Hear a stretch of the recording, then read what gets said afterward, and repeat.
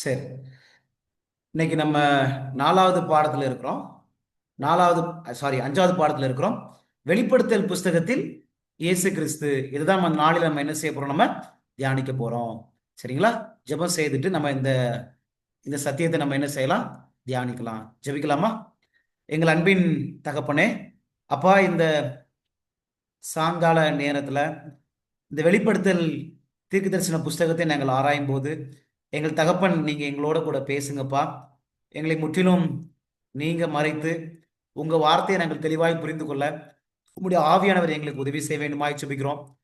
ஆண்டவரே, ஆவி உற்சாகம் உள்ளதுதான், மாம்சமோ பலவீனம் உள்ளது என்று நாங்கள் வாசிக்கிறது போல எங்களுடைய பலவீனமான அந்த ஆவி நீர் எடுத்து போட்டு உற்சாகமான ஆவியினால் எங்களை நீர் தாங்குங்க. ஆண்டவரே, நீங்க என்ன பேச எங்கள்கிட்ட இந்த நேரத்தில் விருப்பமா இருக்கீங்களோ அதை நாங்கள் செவி கொடுத்து கேட்க கர்த்தர் எங்களை உதவி செய்ய வேண்டுமாய் இயேசுவின் வழியாய் ஜெபிக்கிறோம் நல்ல பிதாவே. ஆமென். சரி. வெளிப்படுத்தல் புத்தகத்தில் இயேசு கிறிஸ்து. இதை நம்ம என்ன செய்ய போறோம்னா நம்ம தியானிக்க போறோம். இப்ப இந்த படத்துல நீங்க பாருங்க. இந்த படத்துல வெளிப்படுத்தல் புஸ்தகத்தை குறித்து சில காரியத்தை படமாக இதுல போட்டிருக்கிறோம். என்னென்ன இருக்கு, என்னென்ன நீங்க உங்களால பார்க்க முடியுது இதுல? 666 குறித்து பார்க்க முடியுது. வேற 4 குதிரைகள் இருக்கிறத பார்க்க முடியுது. வேற தூதர்கள் இருக்கிறத பார்க்க முடியுது. வேற ஒரு புஸ்தகம் இருக்கிறத உங்களால பார்க்க முடியுதுங்களா? பார்க்க முடியுது. வேற சிங்கம் வித் விங்ஸ், சரிங்களா? சிங்கம் சிறகுகளை உடைய சிங்கத்தை உங்களால பார்க்க முடியுது. கரடியை நீங்க என்ன செய்ய முடியுது? பார்க்க முடியுது. சில சிறுத்தைகளை உங்களால் என்ன செய்ய முடியுது? பார்க்க முடியுது. இப்படிதான் நம்ம வெளிப்படுத்தல் புஸ்தகத்தை என்ன செஞ்சு வச்சிருக்கிறோம்? படம் பிடிச்சு வச்சிருக்கிறோம். வெளிப்படுத்தல் தீர்க்கதரிசன புஸ்தகம் அப்படின்னா நம்ம இந்த மாதிரி குதிரைகள் இருக்கும், 666 மிருகத்தின் முத்திரையை குறித்து பேசுகிறது, இந்த மாதிரி தூதர்களுடைய செய்திகள் இங்க காணப்படுது, இங்க சிறைகளுடைய சிங்கங்களை குறித்து பேசுது, கரடியை குறித்து பேசுது, இங்க சிவிகை குறித்து பேசுதுன்னு சொல்லி இப்படி நம்ம வெளிப்படுத்தல் புஸ்தகத்தை சின்ன வயசுல இருந்தே நம்ம எல்லாரும் என்ன செஞ்சிருக்கிறோம்? படம் பிடிச்சு வச்சிருக்கிறோம். வெளிப்படுத்தல் புஸ்தகனாலே 666 இப்படிப்பட்ட மிருகங்களை மாத்திரம் தான் இது குறித்து என்ன செய்கிறது? பேசுகிறது அப்படின்னு. ஆனா இன்னைக்கு நம்ம கொஞ்சம் வெளிப்படுத்தல எத்தனை புஸ்தகங்கள் இருக்குது? வெளிப்படுத்தல எத்தனை அதிகாரங்கள் இருக்குது? 22 அதிகாரங்கள் அதுல இருக்குது. அந்த 22 அதிகாரத்தை கொஞ்சம் நம்ம போய் ஆழமா ஆராய்ந்து பார்க்க போறோம். இந்த அதிகாரங்கள்லாம் யாரை குறித்து பேசுகிறது, அதிகமாக யாரை குறித்து பேசுகிறது என்று சொல்லி நம்ம என்ன செய்ய போறோம்? நம்ம தியானிக்க போறோம். சரிங்களா? சரி. ஒரு சம்பவத்தை நான் வாசிச்சேன், அதை உங்களுக்கு சொல்லலாம்னு ஆசைப்படுறேன். ஒரு நோயாளியை பார்க்கறதுக்கு மருத்துவர் வந்திருந்தார். அப்ப அந்த நோயாளி என்ன சொன்னார் அப்படின்னா, டாக்டர், என் மனைவிட்டையும் என் பிள்ளைங்கிட்டையும் நான் என்ன செஞ்சுட்டேன்? உண்மையே சொல்லிட்டேன் அப்படின்னு ரொம்ப படப்படுத்திட்டு அவர் ரொம்ப கஷ்டத்தோடு வருத்தத்தோடு அந்த மருத்துவர்கிட்ட சொன்னார். உண்மையை சொல்லிட்டேன். யார்கிட்ட? என் மனைவிட்டையும் என் பிள்ளைகிட்டையும் நான் உண்மையை சொல்லிட்டேன் அப்படின்னு. உடனே டாக்டர் கொஞ்சம் ஆச்சரியத்தோடு கேட்டார் நோயாளிகிட்ட, என்ன உண்மையை சொல்லிட்டீங்க உங்க பிள்ளைங்கள்ட்டையும் மனைவிட்டையும் அப்படின்னு. உடனே அந்த நோயாளி சொன்னாரு, நீங்க தான் ஒரு சீட்டுல எழுதி கொடுத்தீங்கல்ல, அந்த சீட்டுல எழுதின அந்த உண்மையை தான் நான் என்ன செஞ்சுட்டேன்? என் மனைவிட்டையும் பிள்ளைங்கிட்டையும் சொல்லிட்டேன் அப்படின்னு.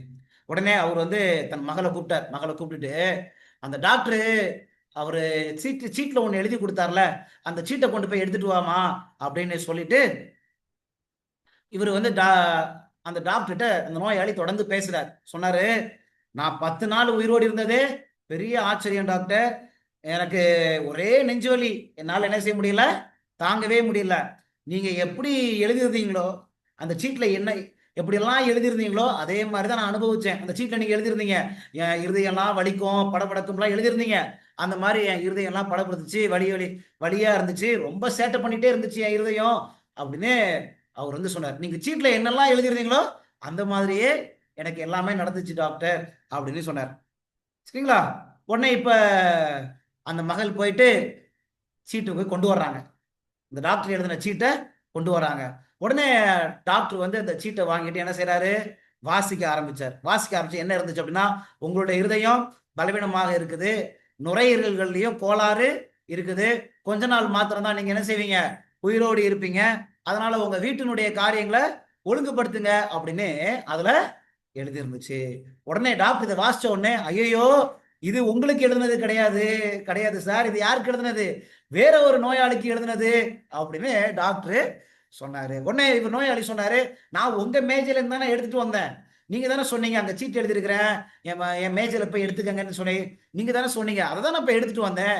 மேஜையில நான் ரொம்ப பேருக்கு, உங்களுக்கு மாத்திரம் எழுதல, நான் அநேக பேருக்கு சீட் எழுதி வைத்திருந்தேன். நீங்க உங்களுக்குள்ளதை எடுக்காம நீங்க வேறொருக்குரிய சீட்டை நீங்க எடுத்துட்டீங்க அப்படின்னே சொன்னாரு. அது உங்களுக்குரியது கிடையாது அப்படின்னு சொன்னார். சரிங்களா? நாமும் கூட சில நேரத்துல எதை பார்க்கணுமோ அதை பார்க்காம நாமளும் சீட்டை மாத்தி பார்த்துடுறோம். இந்த நோயாளி எப்படி எந்த சீட்டை பார்த்துருக்கணும், அவருடைய சீட்டு எதுவோ, அவருக்கு டாக்டர் எந்த மருந்து எழுதி கொடுத்தாரோ, அவருக்கு என்ன பிரச்சனை இருக்குன்னு சொல்லி எந்த சீட்ல எழுதியிருந்தாரோ அதை தான் அவர் என்ன செய்யணும், பார்த்து அதை எடுத்துருக்கணும். அவருக்கு எது நன்மையோ அதை அவர் என்ன செய்யணும், அவரு எடுக்கணும். ஆனா அவர் என்ன செய்யல, அதை எடுக்காம எதை பார்க்கணுமோ அதை பார்க்காததுனால என்ன ஆச்சு, அவருக்கு அது நோயே கிடையாது, ஆனா தனக்கு தான் அந்த நோய் இருக்குது அப்படின்னு நினைச்சுக்கிட்டே இருந்தாரு. அவருக்கு கஷ்டமே இல்லை, இருதயத்துல இந்த பலவீனமும் இல்லை, ஆனா தனக்கு தான் இந்த இருதயத்துல பலம் இருக்கு, பலவீனமா இருக்குது அப்படின்னு நினைச்சிட்டு அவரு ரொம்ப கஷ்டத்தோடு வியாகுலத்தோடு என்ன செஞ்சாரு, கண்ணீரோடு காணப்பட்டாரு. சரிங்களா? அதே மாதிரிதான் இந்த வெளிப்படுத்தல் புஸ்தகத்திலையும் நம்ம எதை பார்க்கணுமோ நம்ம அதை பார்க்காம நம்ம வெறும் 666 மிருகத்தின் முத்திரை, அங்க இருக்கிற குதிரைகள், அங்க இருக்கிற யுத்தங்கள், அங்க இருக்கிற போராட்டங்கள், இதை மாத்திரம் நம்ம பார்த்தோம் அப்படின்னா இவருக்கு எப்படி இருதயம் சேட்டை பண்ணிச்சோ அது போல நம்முடைய இருதயங்கள் என்ன செய்யும், சேட்டை பண்ணும். நம்முடைய இருதயம் அப்படியே படபடக்கும். நம்ம யாரோ ஒருத்தரை பார்க்கணும், நம்ம அவரை பார்க்காம அங்க பின்னாடி இருக்கக்கூடிய ஹாலிவுடையும் பாலிவுடையும் மாத்திரம் பார்த்துட்டு இருந்தோம் அப்படின்னா, அந்த சண்டையும் யுத்தத்தையும் மாத்திரம் பார்த்துட்டு இருந்தோம் அப்படின்னா நம்முடைய இருதயம் நிச்சயமா என்ன செய்யும், படபடக்கும். சரிங்களா? அப்ப நம்ம இருதயம் படபடக்காம இருக்கணும். நம்ம பலவீனமா இருந்தாலும் நம்ம பலமாக இருக்கணும் அப்படின்னா நம்ம பார்க்க வேண்டிய ஒரு நபர் இருக்கிறாங்க. அது யாரு? அதுதான் இயேசு கிறிஸ்து. வெளிப்படுத்தல் புஸ்தகத்துல அநேக காரியங்கள் இருந்தாலும் இயேசு கிறிஸ்துவை நம்ம பார்க்கணுமா இல்லையா என்பதுதான் இந்த நாளில நம்ம என்ன செய்ய போறோம், சற்று நம்ம ஆராய போறோம். 5 பாயிண்ட் படிக்க போறோம். எத்தனை பாயிண்ட் படிக்க போறோம்? 5 பாயிண்ட்ஸ். 5 கருத்துக்களை நம்ம என்ன செய்ய போறோம், படிக்க போறோம். சரிங்களா? பாயிண்ட் நம்பர் 1, முதலாவது கருத்து உங்க நோட்ஸ்ல நீங்க எழுதி வச்சுக்கோங்க. பாயிண்ட் நம்பர் 1, நான் இந்த பிபிடியையும் குரூப்ல ஷேர் பண்ணுவேன். போன வாரம் நான் இந்த பிபிடியை போன வாரோடைய பாடத்தை பிபிடி நான் ஷேர் பண்ணியிருந்தேன். உங்களுக்கு கிடைச்சிருக்குன்னு நம்புறேன். சரிங்களா? ஒருவேளை ஏதாவது மிஸ் பண்ணியிருந்தீங்க அப்படின்னா அந்த பிபிடியை பார்த்து அந்த கருத்தை நீங்க எடுத்துக்கலாம். அது மாத்திரமில்ல, ஒவ்வொரு வாரமும் நம்ம படிக்கிறத வீடியோவாகவும் ஆடியோவாகவும் குரூப்ல ஷேர் பண்றோம். நிச்சயமா உங்களுக்கு பிரயோஜனமா இருக்கும்னு நான் நம்புகிறேன். சரி, 5 கருத்தை படிக்க போறோம். பாயிண்ட் நம்பர் 1 என்ன கருத்து இன்னைக்கு? பாயிண்ட் நம்பர் 1ல ரெவலேஷன் ஆஃப் ஜீசஸ் கிரைஸ்ட், இயேசு கிறிஸ்துவின் வெளிப்பாடு. இயேசு கிறிஸ்துவின் வெளிப்பாடு. சரிங்களா? இதான் பாயிண்ட் நம்பர் 1. இதை கொஞ்சம் நம்ம ஆராய போறோம். இந்த வெளிப்படுத்தல் புஸ்தகத்துல அந்த வார்த்தை என்ன சொல்லுது? வெளிப்படுத்தல் வெளிப்படுத்தல் வெளிப்படுத்தல் அப்படித்தானே சொல்லுது. ரெவலேஷன் ரெவலேஷன் ரெவலேஷன் அப்படித்தானே சொல்லுது. ஆனா எதை வெளிப்படுத்துது? எதை வெளிப்படுத்துது? அதை நம்ம முத பாயிண்ட்ல பார்க்க போறோம். ஏதோ வெளிப்படுத்தல் அப்படின்னா வெளிப்படுத்திருச்சு, அப்படித்தானே? இது ஏதோ மூடப்பட்ட புஸ்தகம் கிடையாது. இது வெளிப்படுத்தல் அப்படின்னா இது வெளிப்படுத்தப்பட்டுருச்சு, ஏதோ மூடப்பட்ட புஸ்தகம் இது கிடையாது. அப்ப எதை இது வெளிப்படுத்துது என்பதை கொஞ்சம் நம்ம பார்க்கலாம். சரிங்களா? இந்த ஃபர்ஸ்ட் பாயிண்ட்ல நம்ம பார்க்கலாம். சரி, வெளிப்படுத்தல் 1ஆம் அதிகாரத்துல 4வது வசனம். வெளிப்படுத்தல் 1ஆம் அதிகாரத்துல 4வது வசனத்துல யோவான் ஆசியாவில் உள்ள 7 சபைகளுக்கும் எழுதுகிறதாவது, இருக்கிறவரும் இருந்தவரும் வருகிறவரும் வானவராலும் அவருடைய சிங்காசனத்திற்கு முன்பாக இருக்கிற 7 ஆவிகளாலும் அப்படின்னு இருக்கா? சரிங்களா? இப்ப இந்த வெளிப்படுத்தல் 1ஆம் அதிகாரம் 4வது வசனம் எதை குறித்து பேசுது? நான் கொஞ்சம் அந்த முக்கியமான வார்த்தை மாத்த கொஞ்சம் ஹைலைட் பண்ணி வச்சிருக்கிறேன், மிக வலியுறுத்தி வச்சிருக்கிறேன். வருகிறவருமானவராலும் அப்படின்னா இந்த 4வது வசனம் எதை குறித்து பேசுது? அவர் வருகிறார் அப்படின்னு சொல்லுது. அப்படின்னா இயேசுவின் 2ஆம் வருகை குறித்து பேசுது. அப்படிதானே? 7வது வசனம் பாருங்க. 7வது வசனத்துல இதோ மேகங்களுடனே வருகிறார். அப்ப இந்த 7வது வசனமும் இயேசுவின் 2ஆம் வருகை குறித்து பேசுகிறது. verse 8, 8வது வசனம் பாருங்க. 8வது வசனத்துல இருக்கிறவரும் இருந்தவரும் வருகிறவரும் ஆகிய இருக்குதுங்களா? அப்ப இந்த 3 வசனம் வெளிப்படுத்தல் 1ஆம் அதிகாரத்துல இந்த 4வது வசனம், 7வது வசனம், 8வது வசனம் எது குறித்து பேசுகிறது? இயேசுவின் 2ஆம் வருகை குறித்து பேசுகிறது. சரிங்களா? இப்ப நீங்க எல்லாம் கணக்கு போட போறீங்க. இப்ப நம்ம வெளிப்படுத்தல 1வது அதிகாரத்துல இருந்து 22ஆம் அதிகாரம் வரைக்கும் எங்கெல்லாம் இயேசுவின் 2ஆம் வருகை குறித்து பேசுதுன்னு நம்ம கொஞ்சம் கணக்கு போட போறோம். சரிங்களா? வெளிப்படுத்தல் புஸ்தகத்தினுடைய ஒரு முக்கியமான ஒரு மைய கருத்துனா என்ன அப்படின்னா இந்த 2ஆம் வருகை. மைய கருத்து என்னது? இந்த 2ஆம் வருகை. இப்ப அதுதான் 1ஆம் அதிகாரத்துல எத்தனை முறை பார்த்துட்டோம்? நம்ம 3 முறை பார்த்துருக்கிறோம். இப்ப பாருங்களேன், வெளிப்படுத்தல் 2ஆம் அதிகாரத்துல பாருங்க. 2ஆம் அதிகாரத்துல 5வது வசனத்துல பாருங்க.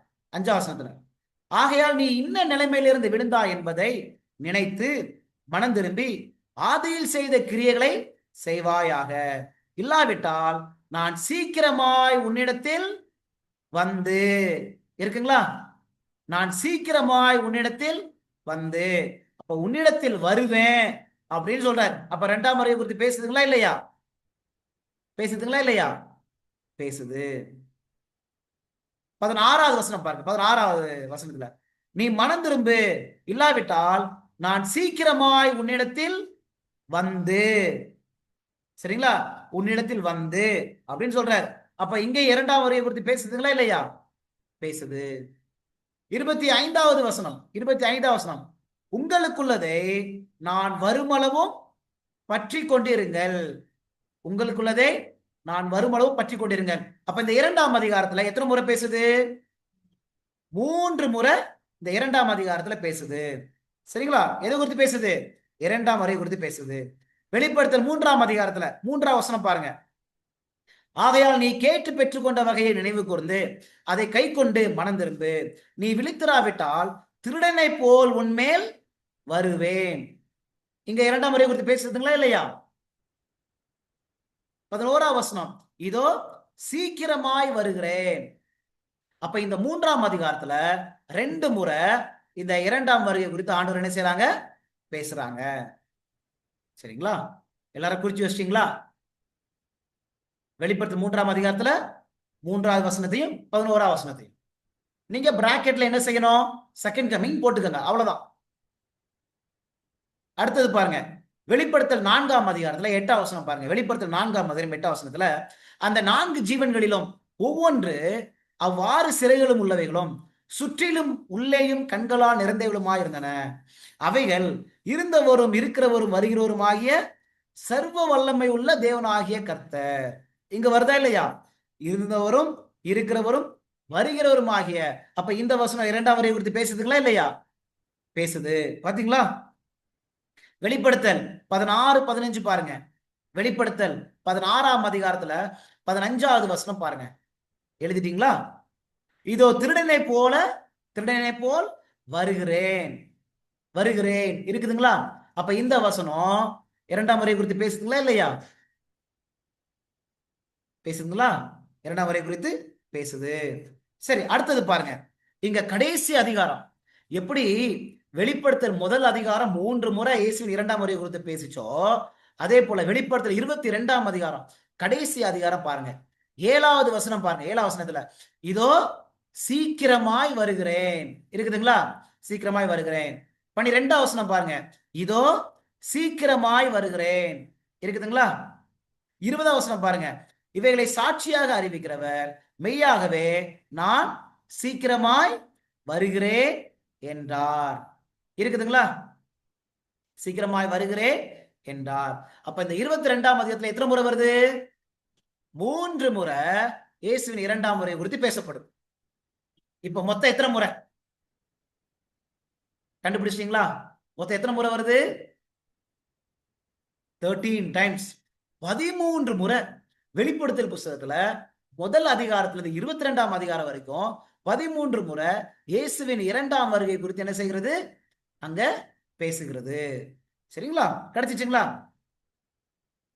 சரி. இப்ப 13 முறை ஆண்டவர் இதை பேசுறாருன்னா, அப்ப இயேசுவான 2ஆம் முறை வருவாரா வரமாட்டாரா? வருவாரா வரமாட்டாரா? அவர் 20ஆம் வசனத்துல பாருங்க. 20ஆம் வசனத்துல, இவைகளை சாட்சியாக அறிவிக்கிறவர் மெய்யாகவே நான் சீக்கிரமாய் வருகிறேன் என்றார். அப்ப அவர் வருவாரா வரமாட்டாரா? நம்ம தேவன் பொய் சொல்றவர் கிடையாது. நம்ம தேவன் பொய் சொல்றவர் இல்ல. அப்படிதானே? யோவான் புஸ்தகத்துல, நான் அந்த வசனத்தை இதுல போடல, நம்ம எல்லாருக்கும் தெரியும். யோவான் புஸ்தகத்துல 14ஆவது அதிகாரத்துல 3ஆவது வசனத்துல ஏசப்பா சொன்னார், நான் மறுபடியும் வந்து உங்களை என்னிடத்தில் சேர்த்துக் கொள்வேன். ஏசப்பா சொன்னாங்க, நான் மறுபடியும் வந்து உங்களை என்னிடத்தில் சேர்த்துக் கொள்வேன். அப்ப ஏசப்பா சொந்த வாயில அவர் சொன்னார், நான் மறுபடியும் வருவேன். இங்கேயும் சொல்றாரு, நான் சீக்கிரமாய் வருகிறேன். அப்ப இயேசுவானவர் பொய் சொல்ல மாட்டாரு. அப்ப வெளிப்படுத்தல் புஸ்தகம் 13 முறை திருப்பியும் திருப்பியும் ஒரு காரியத்தை வலியுறுத்துது. என்ன வலியுறுத்துது? அவர் சீக்கிரமாய் வரப்போகிறாரு, சீக்கிரமாய் வரப்போகிறார் என்ற ஒரு காரியத்தை வலியுறுத்தி பேசுது. சரிங்களா? சரி. அப்ப ஏசப்பா சீக்கிரமா வரப்போறார். இப்ப ஏசப்பா சீக்கிரமா வரப்போறாங்கன்னா, இப்ப யார அவர் அழைத்து கொண்டு போவார்? அவர் சீக்கிரமாய் வரப்போறாருன்னா, அவருடைய ஜனம் எப்படி அவங்க காணப்படணும்? எப்படி அவங்க காணப்படணும்? பாருங்க, இந்த வசனத்தை பாருங்க. 1 யோவான் புஸ்தகத்துல 3ஆவது அதிகாரத்துல 1ல இருந்து 6 வசனத்தை நம்ம வாசிக்க போறோம். இப்ப இயேசுவானவர் சீக்கிரமா வரப்போறார். அவர் 13 முறை சொல்லியிருக்காரு. அப்படின்னா அவர் பொய் சொல்ற தேவன் அல்ல. அவர் வாக்கு பண்ணினார் அப்படின்னா கட்டாயமாக நிறைவேற்றக்கூடியவர். அவர் உண்மை உள்ளவர். இப்ப அவர் வரப்போறார் என்பது நமக்கு தெரிஞ்சு போச்சு. இப்ப நம்ம எப்படி ஆயத்தமாகணும்? என்ன சொல்றாரு பாருங்க. 1 யோவான் 3ல 1ல இருந்து 6 வசனத்தை வாசிக்க 6 வசனத்தை நம்ம என்ன செய்ய போறோம்? நம்ம வாசிக்க போறோம். நாம் தேவனுடைய பிள்ளைகள் என்று அழைக்கப்படுவதனாலே பிதாவானவர் நமக்கு பாராட்டின அன்பு எவ்வளவு பெரிதென்று பாருங்கள். உலகம் அவரை அறியாதபடியினாலே நம்மையும் அறியவில்லை.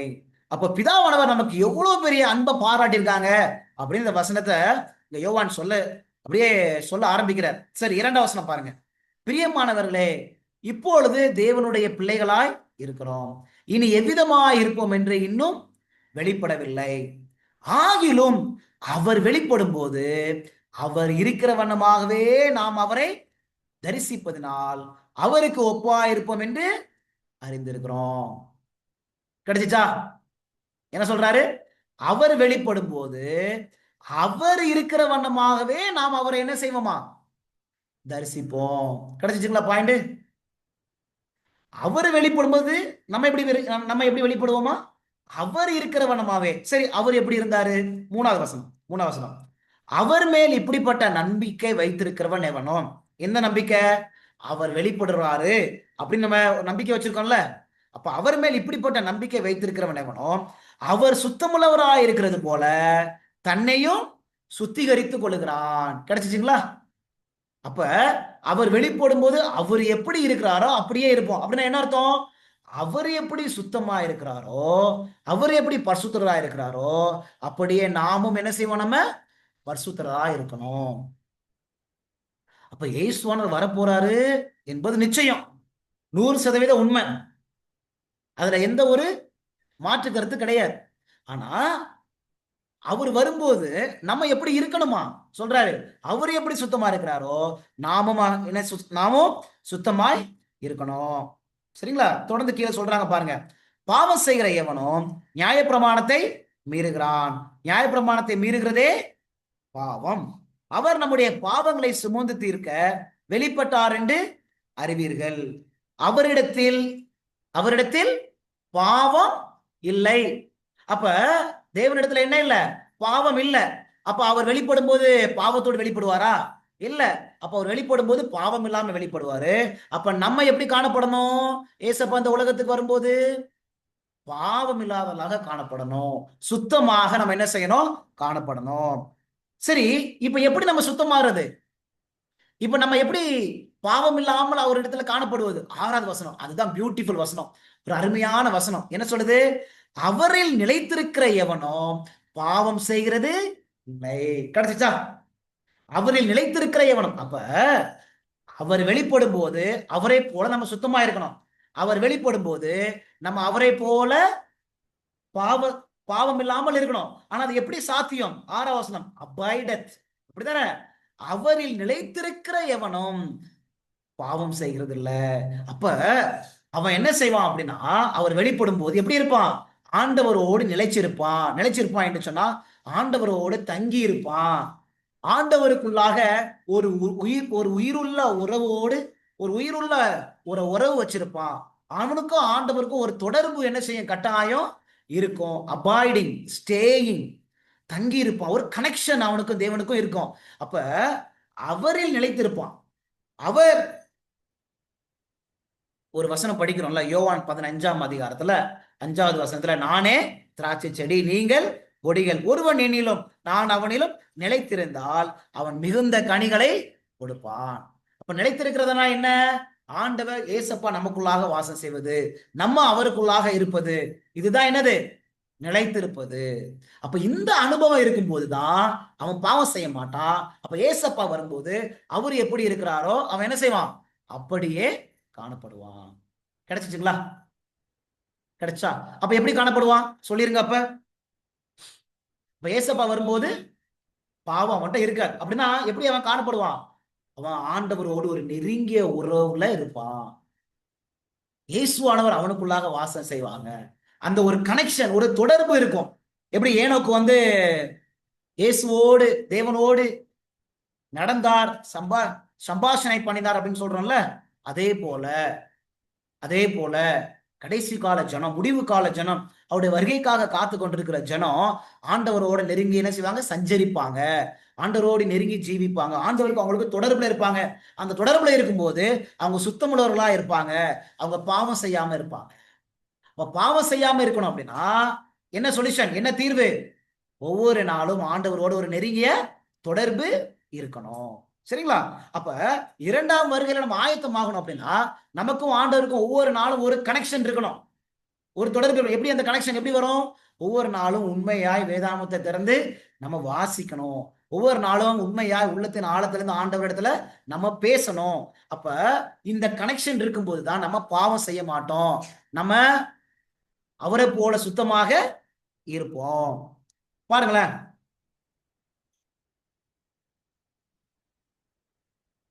இப்ப பாவம் செய்யாம இருக்கணும் அப்படின்னா நமக்கு யார் தேவை? நம்ம அவரை போல சுத்தமா இருக்கணும். யார் தேவை? அவரே நிலைச்சிருக்கணும். அப்படின்னா யார் நமக்கு தேவை? இயேசுவானவர் நமக்கு அவசியம். சரிங்களா? இப்ப வெளிப்படுத்தல் 1ஆம் அதிகாரம் 1வது வசனம். நான் இந்த வசனத்தை இங்கிலீஷ்ல வாசிக்க ஆசைப்படுறேன், தமிழே வாசிக்கிறேன். ஏன்னா தமிழ்ல ஒரு வார்த்தை கொஞ்சம் மிஸ் ஆகுது. இங்கிலீஷ்ல ரொம்ப அழகா இருக்குது. இப்ப தமிழ்ல அந்த வார்த்தை பாருங்க. சீக்கிரத்தில் சம்பவிக்க வேண்டியவைகளை தம்முடைய ஊழியக்காரருக்கு காண்பிக்கும் பொருட்டு தேவன் இயேசு கிறிஸ்துவுக்கு ஒப்புவித்ததும் இவர் தம்முடைய தூதனை அனுப்பி தம்முடைய ஊழியக்காரனாகிய யோவானுக்கு வெளிப்படுத்தினதுமான விசேஷம். இந்த வசனத்துல ஏதோ ஒரு சம்பவம் சீக்கிரத்துல சம்பவிக்க போகுதான். இப்போ அது ஆண்டவர் எப்படியாவது என் பிள்ளைங்களுக்கு அதை தெரிவிக்கணுமே அப்படின்னு சொல்லிட்டு இங்க தேவன் யாருக்கு ஒப்புவிக்கிறாங்களா? இயேசு கிறிஸ்து ஒப்புக்கிறாங்களா? இயேசு கிறிஸ்துவானவர் தூதனை அனுப்புறாரா? தூதன் யாருக்கு போய் சொல்றாரு? அங்க தன் ஊழியக்காரனாய யோவானுக்கு வெளிப்படுத்தினதுமான விசேஷம் அப்படிதான் வருது. அப்படித்தானே? யோவானுக்கு வெளிப்படுத்தினதுமான விசேஷம் அப்படின்னு வருது. ஆனா இங்கிலீஷ்ல எப்படி வருது தெரியுமா? ஆங்கிலத்துல அந்த வரியிலே ஒரு வார்த்தை வருது. என்ன வார்த்தை வருது தெரியுமா? The revelation of Jesus Christ அப்படின்னு ஒரு வார்த்தை வருது. பாத்தீங்களா? அப்ப யோவானுக்கு வெளிப்படுத்தினதுமான அப்படின்னு வருதுல, அந்த வார்த்தை ஆங்கிலத்துல எப்படி வந்திருக்குன்னா, யோவானுக்கு இயேசு கிறிஸ்துவை வெளிப்படுத்தின சுவிசேஷம். இயேசு கிறிஸ்துவின் வெளிப்பாடை வெளிப்படுத்தின விசேஷம். உங்களுக்கு புரியுதுங்களா? ஆங்கிலத்துல இந்த வார்த்தை ரொம்ப முக்கியமான ஒரு வார்த்தை, ரெவலேஷன் ஆஃப் ஜீசஸ் கிரைஸ்ட். அப்ப வெளிப்படுத்தல் என்பது எதை வெளிப்படுத்துது? யாரை வெளிப்படுத்துதுன்னு சொல்லுது? இயேசு கிறிஸ்துவை வெளிப்படுத்துது. யாரை வெளிப்படுத்துது? இயேசு கிறிஸ்துவை வெளிப்படுத்துது. புரிஞ்சுக்க முடியுதுங்களா? இப்ப யாராவது நம்மகிட்ட வெளிப்படுத்தல் யாரப்பா வெளிப்படுத்துறதுன்னு கேட்டா 666 மிருகத்தின் முத்திரை, அங்க குதிரை, அங்க தூதர்கள் அப்படின்னு சொல்லிடக்கூடாது. வெளிப்படுத்துதல் யாரை வெளிப்படுத்துதுன்னா இயேசுவை வெளிப்படுத்துது. அதனாலதான் வெளிப்படுத்தல் 1ஆம் அதிகாரத்துல வசனத்திலே ஆண்டவர் எப்படி ஆரம்பிக்கிறாரு? The revelation of Jesus Christ, இயேசு கிறிஸ்துவின் வெளிப்பாடு அப்படின்னு ஆரம்பிக்குது. இயேசு கிறிஸ்துவானவர் தான் ஒப்புவிக்கிறாரு. ஆனா எதை ஒப்புவிக்கிறாரு? தன்னையே இயேசு கிறிஸ்துவானவர் என்ன செய்யறாரு? யோவானுக்கு அங்க ஒப்புவிக்கிறாரு. ஏன் ஒப்புவிக்கணும்? ஏன் ஒப்புவிக்கணும்? 2ஆம் வருகை வெகு சீக்கிரத்துல இருக்க போகுது. இப்ப அவருடைய ஜனம் ஆயத்தமாகணும். ஆயத்தமாகணும்னா அவங்க எப்படி இருக்கணும்? அவங்க பாவம் இல்லாம இருக்கணும், சுத்தமாகணும். இப்ப பாவம் இல்லாம இருக்கணும்னா, சுத்தமாகணும்னா அவங்களுக்கு யார் அவசியம்? இயேசு கிறிஸ்து அவசியம். இயேசு கிறிஸ்து இல்லைன்னா, இயேசு கிறிஸ்துவோட ஒரு உறவு இல்லை அப்படின்னா அவங்களால பாவத்தை ஜெயிக்க முடியாது. 2ஆம் முறைக்கு அவங்களால ஆயத்தமாகவும் முடியாது. அப்படின்னா யார் நமக்கு ரொம்ப அவசிய தேவை? யாரு? த மோஸ்ட் அர்ஜென்ட் நீட் யார் நமக்கு? ஜீசஸ் கிரைஸ்ட், ஏசப்பா தான் நமக்கு மிகப்பெரிய அவசிய தேவையே. ஏசப்பா தான். அவரை நம்ம பார்க்காம அவரோட ஒரு தொடர்பு இல்லை அப்படின்னா இந்த 2ஆம் முறைக்கு நம்ம ஆயத்தமாகவே முடியாது. சரி, எந்த வார்த்தை வருது? இயேசு கிறிஸ்து என்ற ஒரு வார்த்தை வருது, அப்படித்தானே? வெளிப்படுத்தல் 1ஆம் அதிகாரத்துல முதல் வசனத்துல இயேசு கிறிஸ்து. வெளிப்படுத்தல் புஸ்தகம் என்பது இயேசு கிறிஸ்துவை வெளிப்படுத்தக்கூடிய புஸ்தகம். இப்ப இயேசு கிறிஸ்து வருது. ஏன் அந்த வார்த்தை இயேசு கிறிஸ்துன்னு வருது? எவ்வளவோ வார்த்தை இருக்கு ஏசப்பாக்கு, அப்படித்தானே? ஆலோசனை கர்த்தர், சர்வ வல்லமை உள்ள தேவன் படிக்கிறோம்ல. ஏசாயா 9ஆம் அதிகாரத்துல 6ஆம் வசனத்துல நித்திய பிதா, ஐசையா 9:6 படிக்கிறோம்ல, ஒரு நித்திய சமாதான பிரபு. இப்படிப்பட்ட அநேக வார்த்தைகள் இயேசு கிறிஸ்துவுக்கு இருக்குது. ஆனா ஏன் வெளிப்படுத்தல் 1:1ல இயேசு கிறிஸ்துவை வெளிப்படுத்தின விசேஷம் சொல்லி ஏன் அந்த பேரை ஆண்டவர் விசேஷமா அங்க குறித்து வச்சிருக்கிறாங்க? இந்த பேர்ல ஏதாவது இருக்குதா பார்க்கலாம். இந்த பேர்ல ஏதாவது இருக்குதா பார்க்கலாம். முதலாவது இயேசு, அந்த வார்த்தையோட அர்த்தம் என்ன? இயேசு என்ற வார்த்தையோட அர்த்தம் என்ன? ஜீசஸ், இயேசு கிறிஸ்து, அந்த வார்த்தை தானே பயன்படுத்தி இருக்கிறாரு. இப்ப இயேசு என்ற வார்த்தை அர்த்தம் என்ன? மத்தேயு 1ஆம் அதிகாரம் 21வது வசனத்துல அவள் ஒரு குமாரனை பெறுவாள், அவருக்கு இயேசு என்று பெயரிடுவாயாக. இயேசு என்றால் என்ன அர்த்தம்? ஏனெனில் அவர் தமது ஜனங்களின் பாவங்களை நீக்கி அவர்களை ரட்சிப்பார். இப்ப இயேசு என்றால் என்ன அர்த்தம்? கிடைச்சிச்சா? அவர் தமது ஜனங்களின் பாவங்களை நீக்கி ரட்சிக்கிறவர். இந்த பேர் எப்ப ஏசப்பாக்கு வந்துச்சு? அவர் இந்த உலகத்துல மனுஷனாக பிறக்கும் போது இந்த பேர் அவங்களுக்கு என்ன செஞ்சாங்க? இட்டாங்க. அந்த பேர் அவங்களுக்கு இடப்பட்டுச்சு. சரிங்களா? அப்ப இயேசு என்ற பேரு ஒரு ஹியூமன் நேச்சர், ஒரு மனித சுபாவத்துக்கு சம்பந்தப்பட்டு இருக்குது.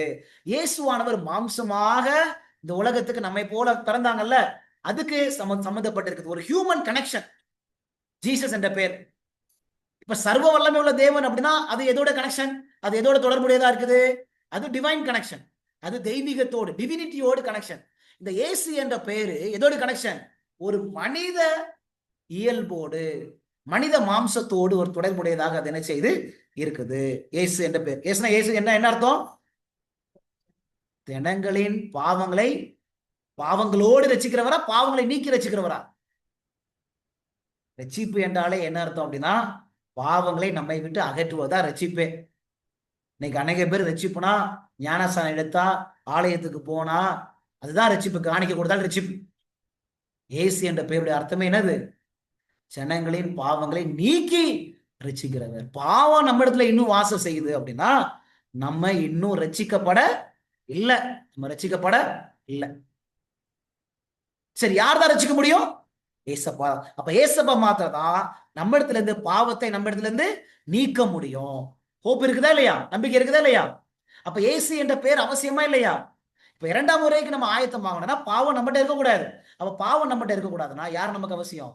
இயேசுவானவர் நமக்கு அவசியம். அதனாலதான் வெளிப்படுத்தல் 1ல இயேசு என்ற பெயர் அங்க பதிவு செய்யப்பட்டிருக்கு. அது மாத்திரமல்ல, கிறிஸ்துனா என்ன அர்த்தம்? கிரைஸ்ட் அப்படின்னு என்ன அர்த்தம்? மத்தேயு 22ஆம் அதிகாரத்துல 41ல இருந்து 45வது வசனம் வரைக்கும் படிக்கலாம். 41-45. பரிசேயர் கூடியிருக்கையில் இயேசு அவர்களை நோக்கி, கிறிஸ்துவை குறித்து நீங்கள் என்ன நினைக்கிறீர்கள்? எதை குறித்து கேட்டாங்க? இயேசுவை குறித்து கேட்டாரா? கிறிஸ்து அந்த வார்த்தை, கிறிஸ்துவை குறித்து நீங்க என்ன நினைக்கிறீங்க? அவர் யாருடைய குமாரன் என்று கேட்டார். அவர் தாவீதின் குமாரன் என்றார்கள். உடனே அவங்க என்ன சொன்னாங்க?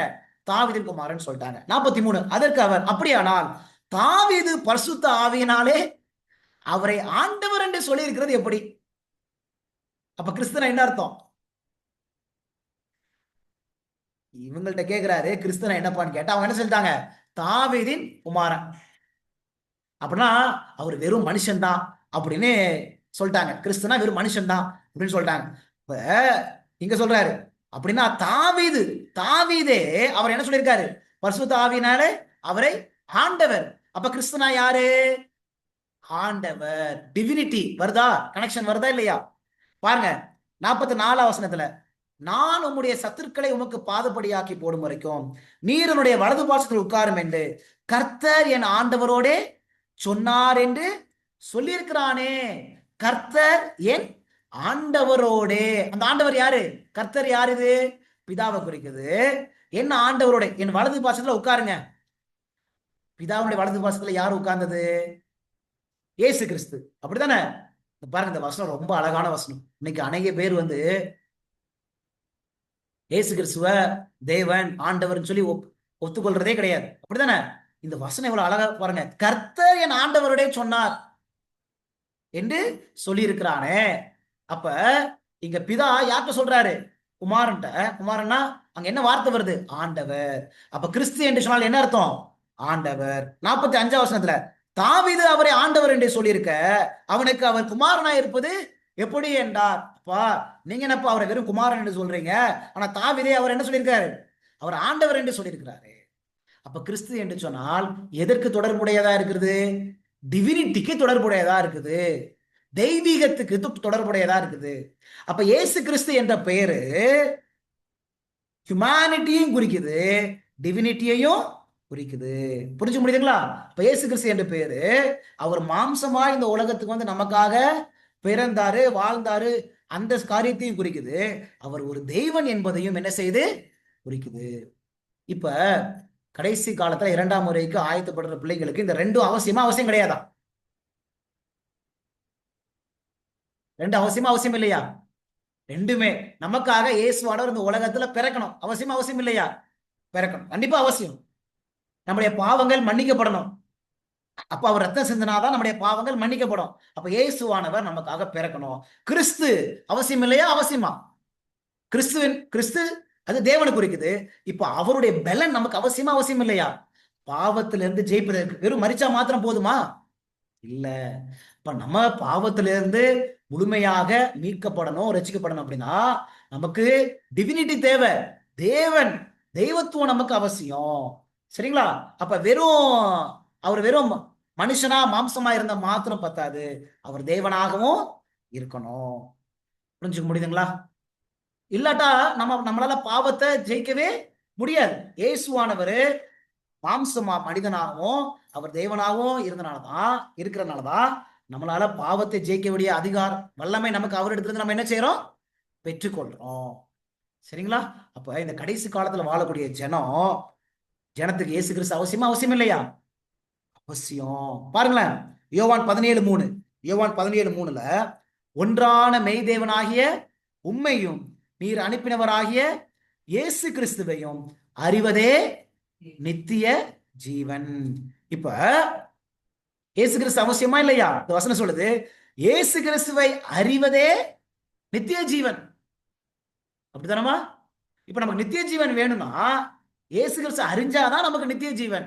இயேசு கிறிஸ்து அறியலனா நமக்கு நித்திய ஜீவன் கிடையாது. சரி, இந்த நித்திய ஜீவன் யார் என்று போன வாட்டி சொல்லி கொடுத்தேன் உங்களுக்கு, ஞாபகம் இருக்கா? இந்த நித்திய ஜீவன் என்பது ஏதோ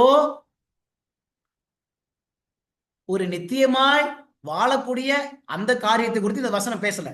அது இருக்குது, நித்தியமாய் பரலோகத்துல வாழக்கூடிய அந்த நித்திய ஜீவன் இருக்குது. ஆனா இந்த வசனத்துல சொல்லக்கூடிய நித்திய ஜீவன் என்னது? இயேசு கிறிஸ்துவை அறிஞ்சாலே நித்திய ஜீவன் கிடைச்சிருமா? அப்படின்னா இப்ப நம்ம இந்த உலகத்துல இருக்கிறோம், இயேசு கிறிஸ்துவை நம்ம நாளுக்கு நாள் அறிகிறோம். அப்ப நமக்கு நித்திய ஜீவன் கிடைக்கணுமா கிடைக்கூடாதா? இந்த பூமியிலே கிடைக்கணுமா கிடைக்கூடாதா? இந்த வசனம் இயேசு கிறிஸ்துவை அறிவதே நித்திய ஜீவன். அப்படின்னா இயேசு கிறிஸ்துவை நாளுக்கு நாள் நம்ம அறிஞ்சோம் அப்படின்னா நித்திய ஜீவன் கிடைக்கணுமா கிடைக்கூடாதா? கிடைக்கணும்ல. இயேசுவனை 2ஆம் வருகைக்கு அப்புறம் நம்முடைய சரீரம் அழியாமையை தரித்துக் கொள்ளும், அந்த நித்திய ஜீவன் இருக்குது. ஆனா இந்த வசனம் இயேசு கிறிஸ்துவை அறிஞ்சா நமக்குள்ள நித்திய ஜீவன் கிடைச்சிருமா அப்படின்னா என்ன அர்த்தம்? அடுத்த வசனம் பாருங்க. 1 யோவான் 5:20. 1 யோவான் 5ஆம் அதிகாரம் 20ஆம் வசனம் பாருங்க. இந்த நித்திய ஜீவனை நல்லா புரிஞ்சுக்கணுமா? வேதாகமத்துல 2 விதமான நித்திய ஜீவன் இருக்குது. ஒண்ணு வந்து நித்தியமா ஆண்டவரோடி பரலோகத்திலையும் இந்த புதிய பூமியில வாழக்கூடிய நித்திய ஜீவன். இங்க இன்னொரு நித்திய ஜீவன் இருக்குது. இங்க பாருங்க, இயேசு கிறிஸ்துவை அறிகிற அறிவினாலே வரக்கூடிய நித்திய ஜீவன். அந்த நித்திய ஜீவன் என்ன? 1 யோவான் 5:20 சொல்லுது, அன்றியும் நாம் சத்தியம் உள்ளவரை அறிந்து கொள்வதற்கு தேவனுடைய குமாரன் வந்து நமக்கு புத்தியை தந்திருக்கிறார் என்றும் அறிவோம். அவருடைய குமாரனாய இயேசு கிறிஸ்து என்னப்பட்ட சத்தியம் உள்ளவருக்குள்ளும் இருக்கிறோம்.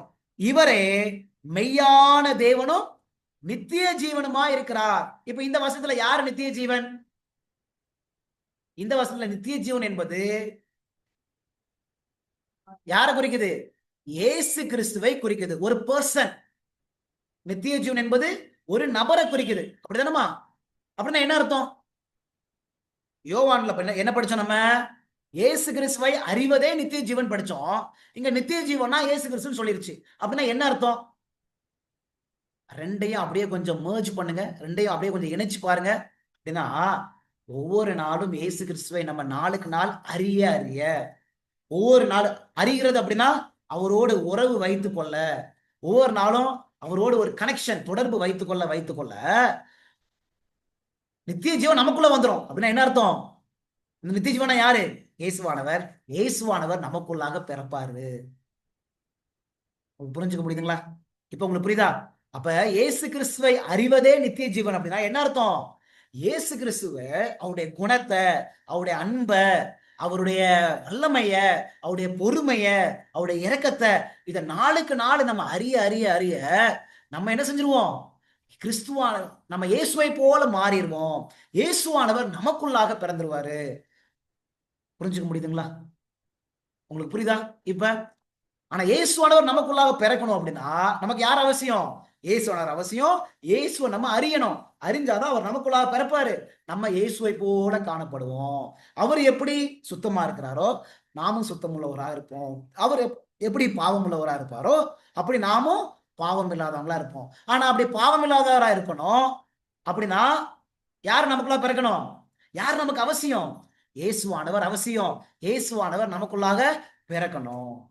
அதனாலதான் இந்த புஸ்தகத்துக்கு என்ன பேர் வச்சார் ஆண்டவர்? The Revelation of Jesus Christ. இயேசு கிறிஸ்துவை வெளிப்படுத்துகிற புஸ்தகம் அப்படின்னு ஒரு பேரே 1ஆம் அதிகாரத்துல முதல் வசனத்துல வைக்கப்பட்டுச்சு. ஏன்? நம்ம எல்லாரும் 2ஆம் வருகைக்காய் காத்து கொண்டிருக்கிறோம். நம்ம எல்லாரும் முடிவு காலத்துல வாழ்ந்து கொண்டிருக்கிறோம். நம்ம எல்லாரும் இயேசுடைய வருகையில சேர வேண்டும் என்று இருக்கிறோம். நம்முடைய பெரிய தேவையே இயேசப்பா தான். இயேசப்பாவை இப்ப நம்ம அறியல அப்படின்னா அவர் நமக்குள்ளாய் வாசம் செய்ய முடியாது. எப்படி அவர் அறியறது? நாளுக்கு நாள் அவரோட கனெக்ஷன் இருக்குதா நம்ம வாழ்க்கையில? ஒவ்வொரு நாளும் நம்ம ஆண்டவரோடு ஒரு கனெக்ஷன் வச்சிருக்கிறோமா? ஒவ்வொரு நாளும் காலையில எழும்பி பைபிளை படிக்கிறோமா? ஒவ்வொரு நாளும் யோசிச்சு பார்ப்போம். இன்னைக்கு எத்தனை பேர் நம்ம காலையில எழும்பி பைபிளை படிச்சோம்? அந்த பைபிளை படிக்கும்போது இயேசுவை நம்ம அறிஞ்சோமா? எதுக்கு பைபிளை படிக்கணும்? இயேசுவை அறிந்து கொள்வதற்கு தான் பைபிள் ஸ்டடி. அப்படித்தானே? நம்ம இயேசுவை அறிந்து கொள்வதுன்னா அவர் எப்படிப்பட்டவர், அவருடைய குணம், அவருடைய அன்பு, அவருடைய பொறுமை, அவருடைய இரக்கம், அவருடைய சாந்தம், அவருடைய வல்லமை, அவர் எப்படியெல்லாம் நமக்காக தியாகம் செஞ்சிருக்கிறாரு, அவர் நமக்கு எப்படியெல்லாம் உதவி செய்வார், இதை நாளுக்கு நாள் நம்ம அறியணும். அப்போ ஒவ்வொரு நாள் காலையில பைபிள் எதுக்கு திறக்கணும்? அந்த நாள் ஆசீர்வாதமா இருக்கணும் அப்படின்னா அதுக்கு இல்ல. பைபிளை காலையில் எதுக்கு திறக்கணும்? இயேசுவை அறிந்து கொள்வதற்கு, அவரை புரிந்து. ஏன்னா நம்ம ஒவ்வொரு நாளும் இயேசுவை அறிய அறிய அவர் மேல நமக்கு பயங்கர பாசம் வந்துடும். இப்போ ஒரு நபர் இருக்கிறாங்க, நம்ம பெற்றோர்களே இருக்கிறாங்க, அவங்களை குறித்து நாளுக்கு நாள் அவங்களை தெரிய தெரிய அறிய அறிய என்ன ஆகும்?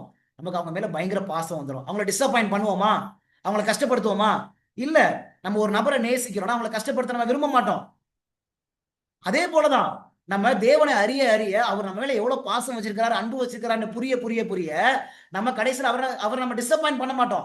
நம்ம அவரை கஷ்டப்படுத்த மாட்டோம். எப்படி நம்ம அவரை கஷ்டப்படுத்துவோம்? நம்ம பாவம் செய்யறதுனால அவரை நம்ம கஷ்டப்படுத்துவோம். இப்போ நம்ம அவர் என் மேல எவ்வளவு அன்பு வச்சிருக்கிறார், எனக்காக எவ்வளவு தியாகம் செஞ்சிருக்கிறார், என் மேல எவ்வளவு பாசம் வச்சிருக்கிறாருன்னு சொல்லி அவர் அறிய அறிய அறிய இப்ப அவர் மேல எனக்கு பயங்கரமான அன்பு வந்துருது. அந்த அன்பு என் உள்ளத்தை தொடுறதுனால நான் அவர் இருதயத்தை நான் என்ன செய்ய மாட்டேன், கஷ்டப்படுத்த மாட்டேன். அப்படின்னு என்ன அர்த்தம்? நான் பாவம் செய்ய மாட்டேன். ஆனா இன்னும் பாவம் செஞ்சுட்டே இருக்கிறேன் அப்படின்னா இன்னும் எனக்கு தேவனை தெரியல, தேவனை நான் அறியவே இல்லை. அதனாலதான் இன்னும் பாவம் செஞ்சுட்டே இருக்கிறேன். அவர் அன்பு எனக்கு இன்னும் புரியல. அதனாலதான் இன்னும் நான் என்ன செஞ்சுட்டு இருக்கிறேன், பாவம் செஞ்சுட்டு இருக்கிறேன். உங்களுக்கு புரிஞ்சுக்க முடியுதுங்களா? அப்ப பாயிண்ட் நம்பர் 1, நமக்கு யார் அவசியம்? இயேசு கிறிஸ்துவானவர் நமக்கு அவசியம். இயேசுவானவர் அவசியம். அதனாலதான் இது தேவனுக்கு நல்லா தெரியும். அதனாலதான் சீக்கிரத்தில் சம்பவிக்க போக வேண்டிய சம்பவிப்புகளை காண்பிக்கும் பொருட்டு, சரி ஒரு சம்பவம் சீக்கிரமா நடக்க போகுது உண்மைதான், ஆனா அந்த சம்பவத்துல என் பிள்ளைங்களை எப்படி காப்பாத்துறது, யாரை கொடுக்கிறது? ஏசப்பா வெளிப்படுத்தணும், இயேசுவான வெளிப்படுத்தணும். இயேசுவான பிடிச்சிட்டாங்கன்னா, ஒவ்வொரு நாளும் அவரோட ஒரு கனெக்ஷன் வச்சுட்டாங்கன்னா, அவருக்குள்ள தங்கிட்டாங்க நினைச்சிட்டாங்க அப்படின்னா அவங்க ஜெயிச்சிருவாங்க. நம்ம அவ்வளவு சீரியஸ்னஸ் இருக்கிறோமா நம்ம லைஃப்ல அப்படின்னு கொஞ்சம் நம்ம என்ன செய்யலாம், யோசிக்கலாம். பாயிண்ட் நம்பர் 2, இரண்டாவது, ஒவ்வொரு தீர்க்க தரிசனத்திலும் இயேசு கிறிஸ்து. Every prophecy reveals Jesus Christ. ஒவ்வொரு தீர்க்க தரிசனமும் இயேசு கிறிஸ்துவை வெளிப்படுத்துகிறது. Every prophecy reveals Jesus Christ. நம்ம பார்க்க போறோம். சரிங்களா? எல்லாரும் எழுதிட்டீங்களா? எழுதிக்காங்க. இப்போ நம்ம பார்க்க போறோம் முக்கியமான சில காரியத்துக்குள்ள வந்துட்டோம். சரி, இப்ப நான் வந்து ஒரு 3 கட்டம் போட்டிருக்கிறேன். ஒரு 12 பாயிண்ட் பார்க்க போறோம். எத்தனை பாயிண்ட் பார்க்க போறோம்? அதாவது இந்த 2வது பாயிண்ட்ல கொஞ்சம் நம்ம இந்த வெளிப்படுத்தல் புஸ்தகம் வந்து 1வது அதிகாரத்துல 22ஆம் அதிகாரம் வரைக்கும் இது எதை குறித்து பேசுது அப்படின்னு கொஞ்சம் நம்ம பார்க்க போறோம். என்னமா? வெளிப்படுத்தல் புஸ்தகத்துல 1வது அதிகாரத்துல இருந்து 22ஆம் அதிகாரம் வரைக்கும் எதை குறித்து பேசுது அப்படின்னு கொஞ்சம் நம்ம பார்க்க போறோம். என்னப்பா பாருங்க. இப்ப சரி, பாயிண்ட் நம்பர் 1 நாங்க எழுதியிருக்கிறேன். வெளிப்படுத்தல் 1வது அதிகாரத்துல 3ஆம் அதிகாரம் வரைக்கும் எதை குறித்து பேசுது? 7 சபைகளை குறித்து பேசு. எழுதி வச்சுக்கோங்க. சரிங்களா? வெளிப்படுத்தல் 1ஆம் அதிகாரத்துல 3ஆம் அதிகாரம் வரைக்கும் எதை குறித்து பேசுது? 7 சபைகள். நம்ம ஏற்கனவே படிச்சிட்டோம். முழு வெளிப்படுத்தல் புஸ்தகமே இயேசு கிறிஸ்து குறித்து தான் பேசுது. ஆனா இப்ப நம்ம வெளிப்படுத்தல் 1ஆம் அதிகாரத்துல 22ஆம் அதிகாரத்தை ஒரு 12 தலைப்பா பிரிக்கலாம். ஒரு 12 ப்ராஃபசிஸா பிரிக்கலாம். ஒரு 12 தீர்க்க தரிசனங்களா நம்ம பிரிக்கலாம். அதுல முதல் தீர்க்க தரிசனம் 7 சபைகள். 12 ப்ராஃபசிஸா நம்ம பிரிக்கலாம். 12 ப்ராஃபசிஸா பிரிக்கலாம். அதுல முதல் ப்ராஃபசி 7 சர்ச்சஸ், 7 சபைகள். அது எங்க சொல்லப்பட்டிருக்கு? வெளிப்படுத்தல்ல 1வது அதிகாரத்துல இருந்து 3ஆம் அதிகாரம். பாயிண்ட் நம்பர் 2, 2வது தீர்க்க தரிசனம்.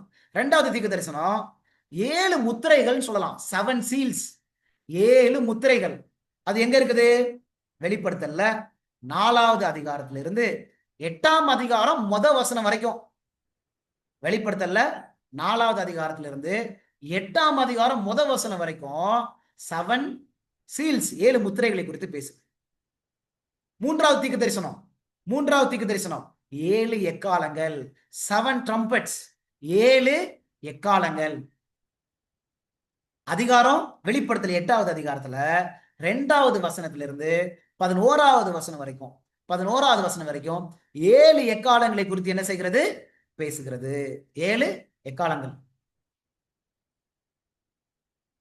4வது தீர்க்க தரிசனம் மெய்யான சபை எது, உண்மையான சபை எது?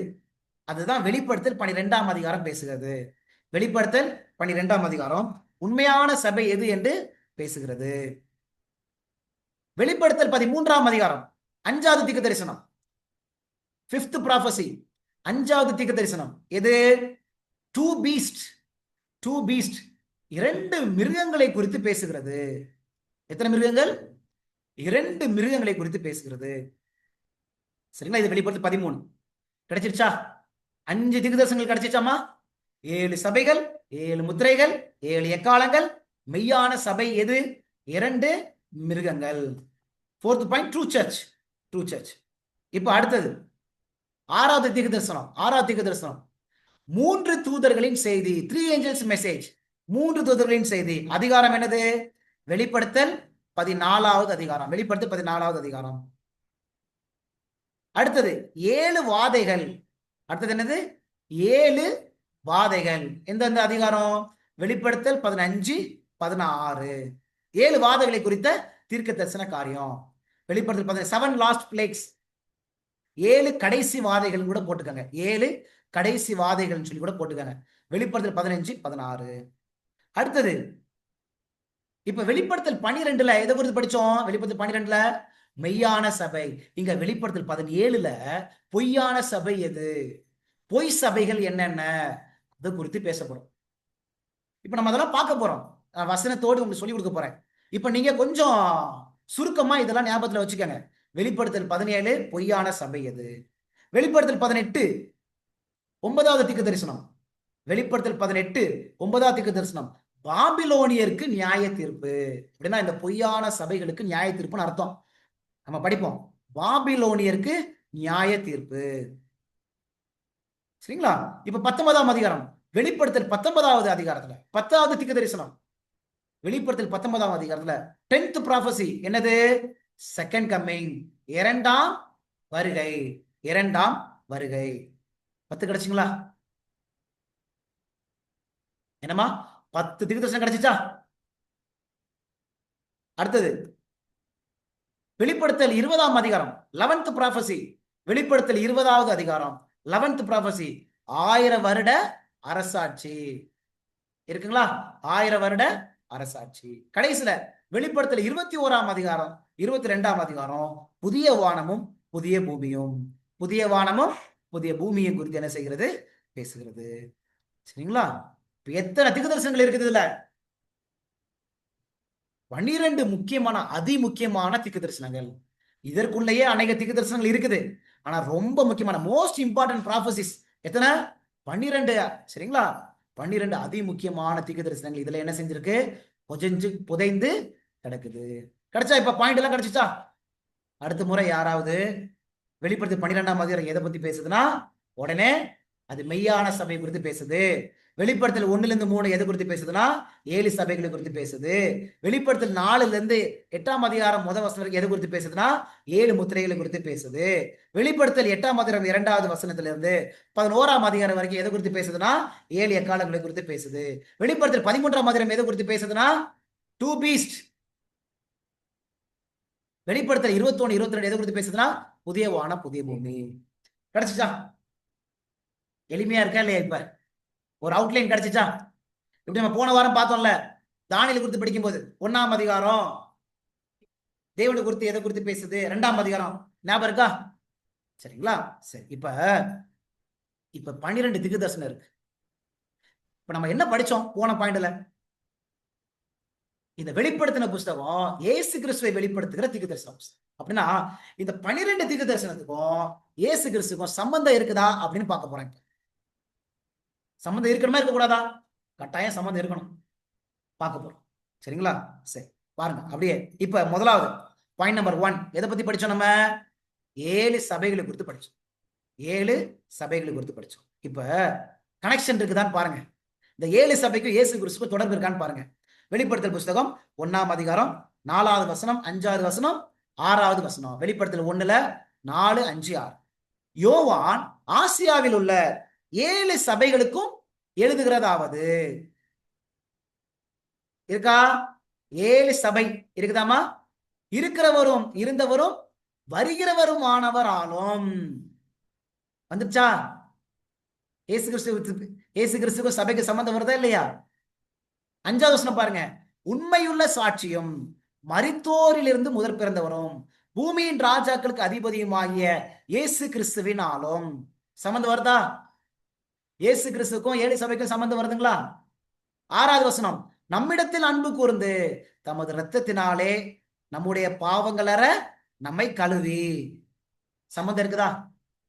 பாருங்களேன். அப்ப இந்த 7 சபைக்கும் இயேசு கிறிஸ்துக்கும் சம்பந்தம் இருக்குதா? உங்க எல்லாருக்கும் இது ஹோம்ஒர்க் கிடையாது. நீங்க வீட்டுல போய் படிங்க. வெளிப்படுத்தல் 1, 2, 3 படிங்க. 7 சபைக்கும் இயேசு கிறிஸ்துக்கும் நீங்க ஒரு 20, 30 பாயிண்டாவது கண்டுபிடிச்சிருவீங்க. அவ்வளவு சம்பந்தம் இருக்குது. என்ன இருக்குது? அவ்வளவு சம்பந்தம் இருக்கு. சரிங்களா? அடுத்தது 7 முத்திரைக்கும் இயேசு கிறிஸ்துக்கும் சம்பந்தம் இருக்குதா? 7 முத்திரைக்கும். வெளிப்படுத்தல் 1, 4 சாரி 7 முத்திரை, சாரி, நான் அந்த அதிகாரம் தப்பா போட்டுக்கிறேன். வெளிப்படுத்தல் 4:1. வெளிப்படுத்தல் 4:1ல 5:1, மன்னிச்சிருங்க, இந்த வசனங்கள் தப்பா போட்டிருக்கிறேன். வெளிப்படுத்தல் 5ஆம் அதிகாரம் முதல் வசனம். சரிங்களா? வெளிப்படுத்தல் 5ஆம் அதிகாரம் முதல் வசனம். அன்றியும் உள்ளும், இதை நோட் பண்ணிக்கணுமா, இதை கரெக்ஷன் பண்ணணும். இந்த ஸ்லைடு நோட் பண்ணிக்கங்க. சரிங்களா? அன்றியும் உள்ளும் புறம்பும் எழுதப்பட்டு 7 முத்திரைகளால் முத்திரிக்கப்பட்டிருந்த ஒரு புஸ்தகத்தை சிங்காசனத்தின் மேல் வீட்டிற்கருடைய வலது கரத்திலே கண்டேன். 7 முத்திரை வருதா? 7 முத்திரை குறித்து பேசுதா இல்லையா? 7 முத்திரை. சரி, இப்ப அந்த புஸ்தகம் எப்படி இருக்குது?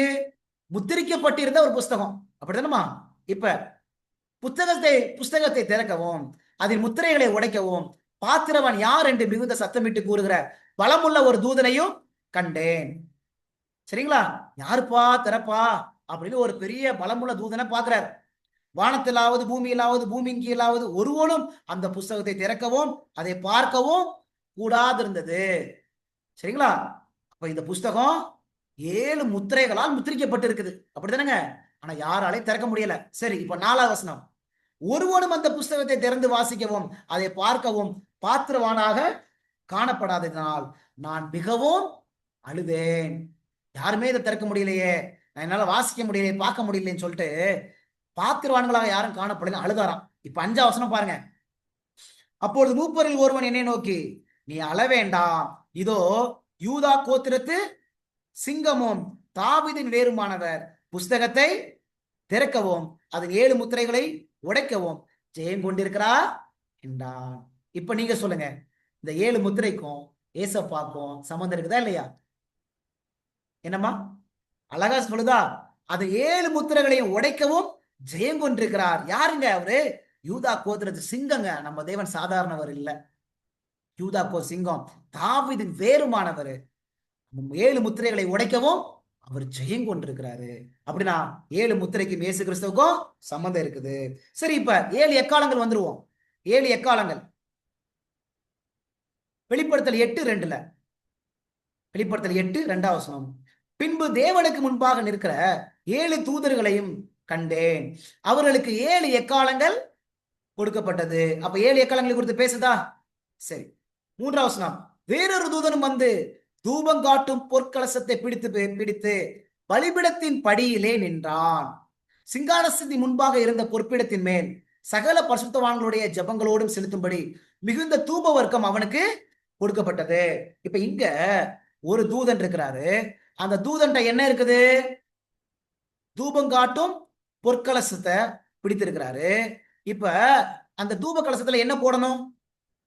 இப்ப தூபம் காட்டணும்னா அதுக்கு என்ன தேவை? தூப வர்க்கம் தேவை, அப்படித்தானே? இப்ப இந்த தூப வர்க்கம் என்னன்னு பைபிள் சொல்லுது? சகல பரிசுத்தவான்களுடைய ஜெபங்களோடும் செலுத்தும்படி மிகுந்த தூபம் இருக்கும். அப்ப தூப வர்க்கம்னா என்ன?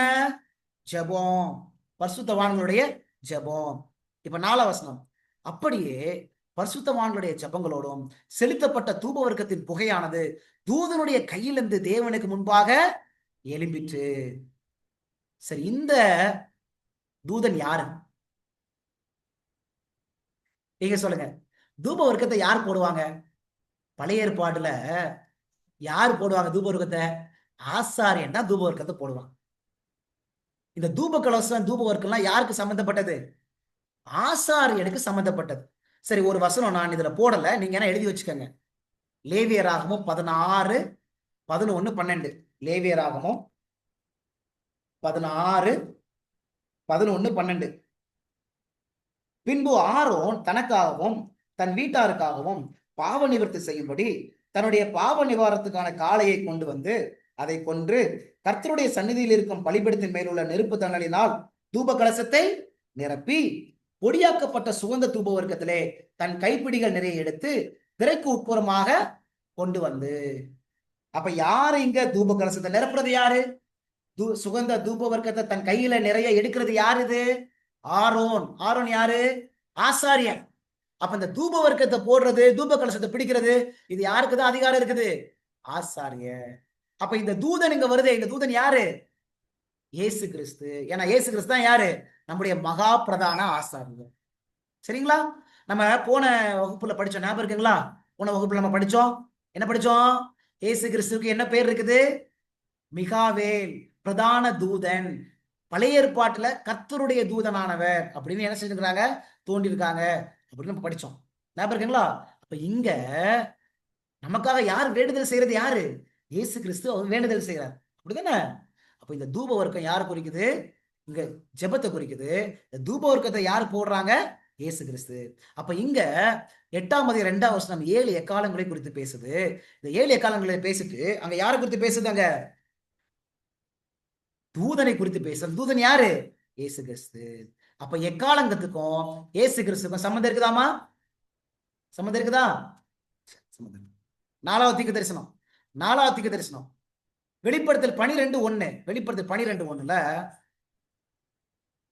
நம்ம என்ன படிச்சோம்? ஏற்கனவே என்ன படிச்சோம்? 4வது வெளிப்படுத்தல் 12ஆம் அதிகாரம் எதை குறித்து பேசுது? 4வது தீர்க்க தரிசனம் எது?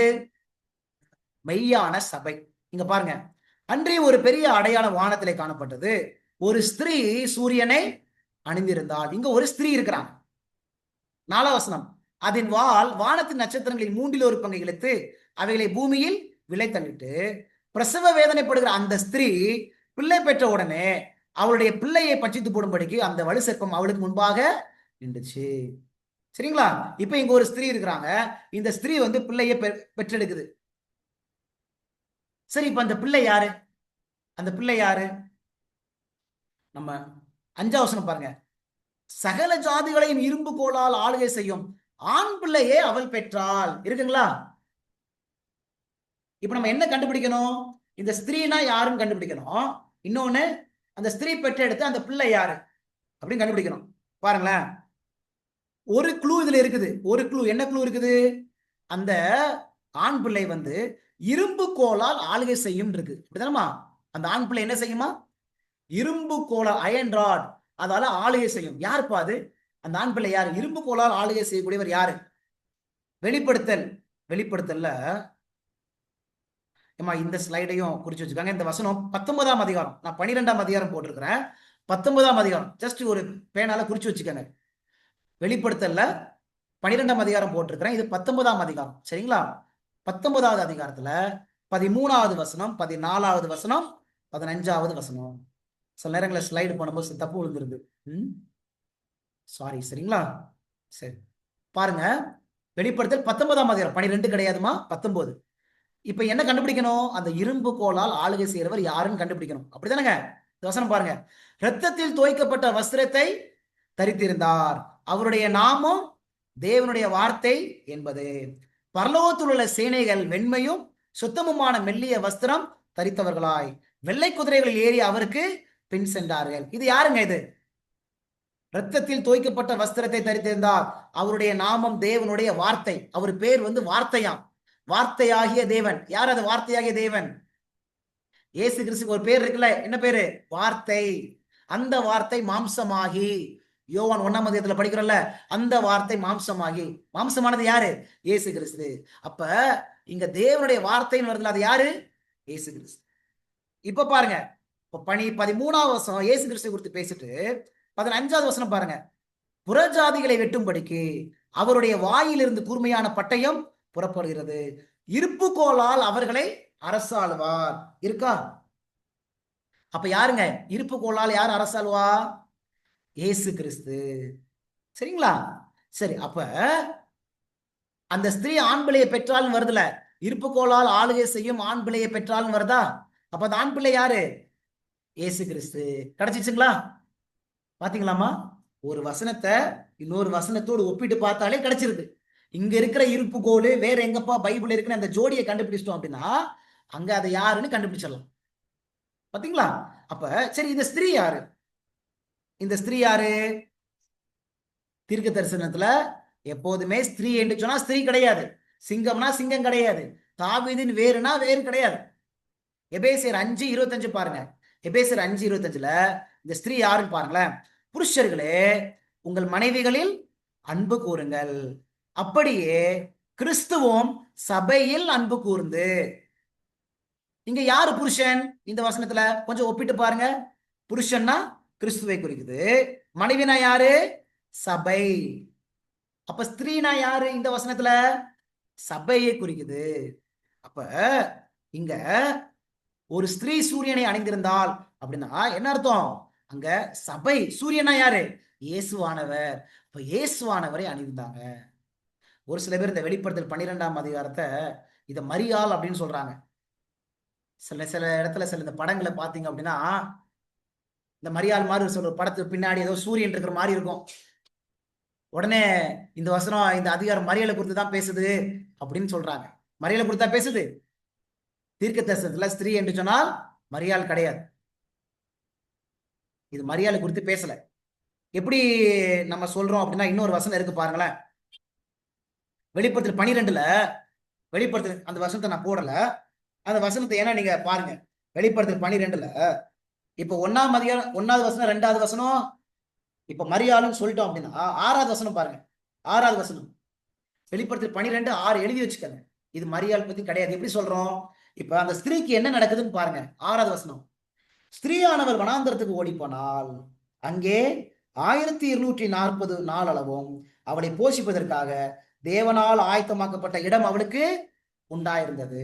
இப்ப இந்த ஸ்திரீ எங்க போனாங்களாம்? இந்த வசனம் சொல்லுது மரியாள் எப்பயாவது வனாந்தரத்துக்கு போனாங்களா? சரி, 1260 நாள் போனாங்களா? மரியாள் 1260 நாள் போனாங்களாமா? இல்ல.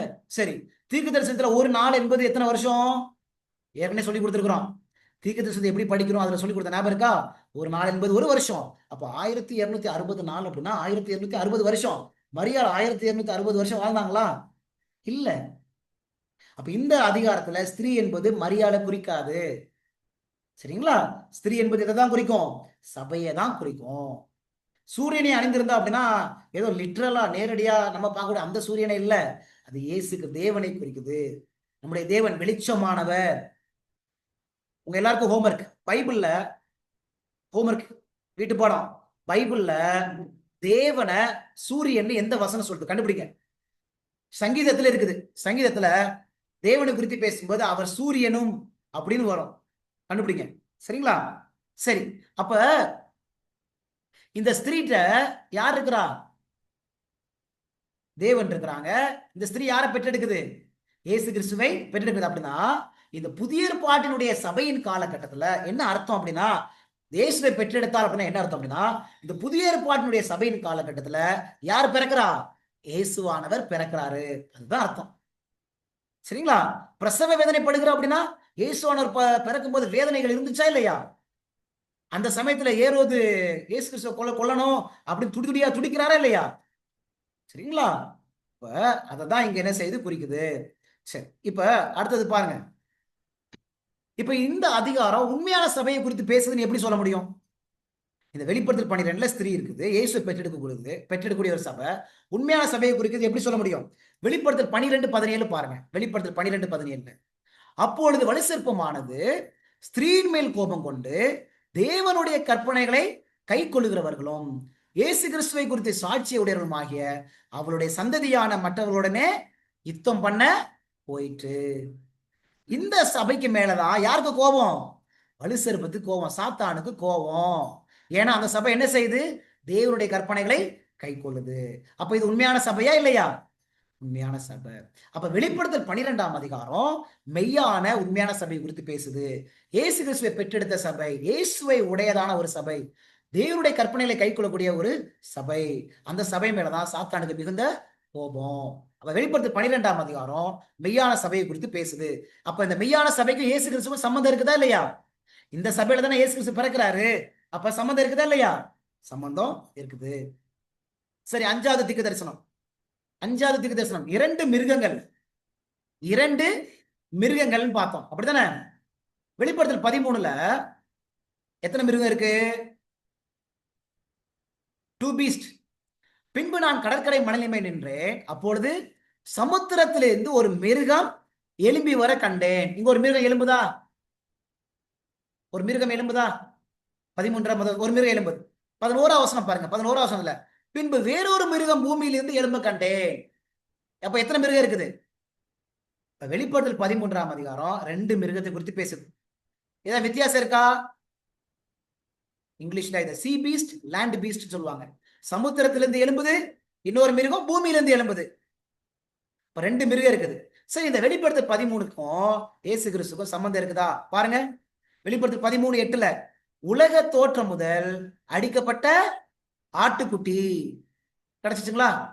உலக தோற்றம் முதல் அடிக்கப்பட்ட ஆட்டுக்குட்டி. அப்ப வெளிப்படுத்தல் 13 இருக்கக்கூடிய 2 மிருகத்துக்கும் இயேசு கிறிஸ்துக்கும் சம்மந்தம் இருக்குதுங்களா இல்லையா? கிடைச்சிச்சுங்களாமா? சரிங்களா? அடுத்த தீர்க்க தரிசனம் 3 தூதர்களின் செய்தி. வெளிப்படுத்தல் 14வது அதிகாரம் 3 தூதர்களின் செய்தியை குறித்து பேசுது. நம்ம படிச்சோம்ல, பேசுதா பாருங்க.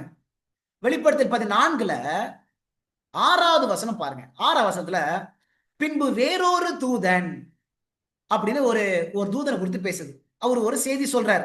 வானத்தின் மத்தியிலே பறக்க கண்டேன். அவன் பூமியில் வாசம் பண்ணுகிற சகல ஜாதிகளுக்கும் கோத்திரத்தாருக்கும் பாஷைக்காரருக்கும் ஜனக்கூட்டத்தாருக்கும் அறிவிக்கத்தக்கதாக நித்திய சுவிசேஷத்தை உடையவனாயிருந்து மிகுந்த சத்தமிட்டு தேவனுக்கு பயந்து அவரை என்ன செய்யுங்க? மகிமைப்படுத்துங்கள். அவர் நியாய தீர்ப்பு கொடுக்கும் வேலை வந்தது. வானத்தையும் பூமியும் சமுத்திரத்தையும் இருட்டுகளை உண்டாக்கினவரையே தொழுதுகொள்கள் என்று கூறினான். அப்ப இங்க ஒரு தூதன் இருக்கிறாரா இல்லையா? ஒரு தூதன். அடுத்தது 8வது வசனம் பாருங்க. 8வது வசனம் வேறொரு தூதன் பின் சென்று பாபிலோன் மகாநகரம் விழுந்தது தன் வேசித்தனமாகிய உக்கிரமான மதுவை சகல ஜாதிகளுக்கும் குடிக்க கொடுத்தாளே. அப்ப இங்க 2வது தூதன் வர்றாங்களா இல்லையா? இப்ப அடுத்த வசனம் பாருங்க. 9வது வசனத்துல அவர்களுக்கு பின்னே 3ஆம் தூதன் வந்து இருக்குங்களா? 3ஆம் தூதன். அப்ப வெளிப்படுத்தல் 14ஆம் அதிகாரம் 3 தூதர்களை குறித்து பேசுதுங்களா இல்லையா? 3 தூதர்களுடைய செய்தியை குறித்து பேசுதா இல்லையா? இப்ப 10வது வசனம் பாருங்க. இதுல 10வது வசனம் பாருங்க. இயேசு கிறிஸ்து குறித்து பேசுதான் பாருங்க. 10வது வசனத்துல அவன் தேவனுடைய கோபாக்கினையாகிய பாத்திரத்திலே கலப்பில்லாமல் வாங்கப்பட்ட அவருடைய உக்கிரமாகிய மதுவை குடித்து பரிசுத்த தூதர்களுக்கு முன்பாகவும் ஆட்டுக்குட்டியானவருக்கு முன்பாகவும் வந்துருச்சா? அப்ப இந்த 3 தூதர்களின் செய்திக்கும் ஆட்டுக்குட்டியானவருக்கு சம்பந்தம் இருக்குதா இல்லையா? இருக்குது. 12வது வசனம் பாருங்க. 12வது வசனத்துல தேவனுடைய கற்பனைகளையும் இயேசுவின் மேலுள்ள விசுவாசத்தையும் காத்துக்கொள்கிறவர்களாகிய பரிசுத்தவான்களுடைய பொறுமை இதிலே விலகும் என்று கூறினான். அப்ப இங்க ஏசப்பா குறித்து பேசுதா இல்லையா? கிடைச்சிச்சுங்களாமா? வெளிப்படுத்தல் 14ஆம் அதிகாரத்துக்கும் இயேசு கிறிஸ்துவுக்கும் சம்பந்தம் இருக்குதா இல்லையா? நெருங்கிய சம்பந்தம் இருக்குதுமா. பாருங்க, அதே அதிகாரத்துல இந்த வசனத்தை எழுதி வச்சுக்கோங்க. அதே அதிகாரத்துல வெளிப்படுத்தல் 14 முதல் வசனமும் வெளிப்படுத்தல் 14 வசனமும் இயேசு கிறிஸ்துவை குறித்து பேசும். சரிங்களா? இயேசு கிறிஸ்துவை குறித்து என்ன செய்யும்? பேசும். வெளிப்படுத்தல் 14ஆம் அதிகாரத்துல முதல் வசனமும் வெளிப்படுத்தல் 14ஆம் அதிகாரத்துல 14 வசனமும் இயேசு கிறிஸ்துவை குறித்து என்ன செய்யும்? பேசும். சரிங்களா? இப்ப 7வது தீர்க்க தரிசனம். 7வது தீர்க்க தரிசனம் என்னது? 7 வாதைகள். 7 வாதைகள். இந்த வாதைகள்ல பாருங்க. வெளிப்படுத்தல் 15ஆம் அதிகாரம். வாதைகள் வந்து எத்தனை அதிகாரம் பேசுதுன்னு சொன்னேன்? ஏற்கனவே படிச்சோம். இந்த 7 வாதைகள் வந்து எத்தனை அதிகாரம் பேசுது? 2 அதிகாரம். என்னென்ன அதிகாரம்? 15ஆம் அதிகாரமும் 16ஆம் அதிகாரம். இங்க பாருங்களேன். 15ஆம் அதிகாரத்துல முதல் வசனம் பின்பு வானத்திலே பெரிதும் ஆச்சரியமான வேறொரு அடையாளமாகிய கடைசி 7 வாதைகள். 7 வாதைகள் குறித்து பேசுதா? இப்ப 16ஆம் அதிகாரம் 15 பாருங்க. இதோ திருடனை போல வருகிறேன். கிடைச்சிச்சா? அப்ப 7 வாதைகளை குறித்து பேசுது. அப்ப 7 வாதைகளை குறித்து பேசும்போது இயேசு கிறிஸ்துவை குறித்து பேசுதா இல்லைங்களா? அப்ப இந்த 7 வாதைக்கும் இயேசு கிறிஸ்துவுக்கும் சம்பந்தம் இருக்குதுங்களா? உங்க எல்லாருக்கும் புரிய ஆரம்பிக்குதுங்களா? அடுத்தது பாருங்க. 8வது அதிகாரத்துல என்ன பாயிண்ட் படிச்சோம்? சாரி, 8வது தீர்க்க தரிசனம். 8வது தீர்க்க தரிசனத்துல வெளிப்படுத்தல் 17ல என்ன குறித்து படிச்சோம்? பொய்யான சபை. இங்க பொய்யான சபை ஒண்ணு இருக்குதா? சரி, 3வது வசனம் பாருங்க.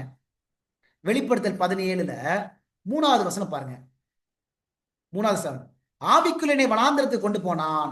அப்பொழுது 7 தலைகளையும் 10 கொம்புகளையும் உடையதும் தூஷணமான நாமங்களால் நிறைந்ததுமான சிவப்பு நிறமுள்ள மிருகத்தின் மேல் ஒரு ஸ்திரீ ஏறி இருக்க கண்டேன். இங்க ஒரு ஸ்திரீ இருக்குதா இல்லையா? ஸ்திரீனா என்னன்னு படிச்சோம்? சபை. சரி, இந்த இந்த இந்த ஸ்திரீ நல்ல ஸ்திரீயா கெட்ட ஸ்திரீயா? பாத்தீங்களா?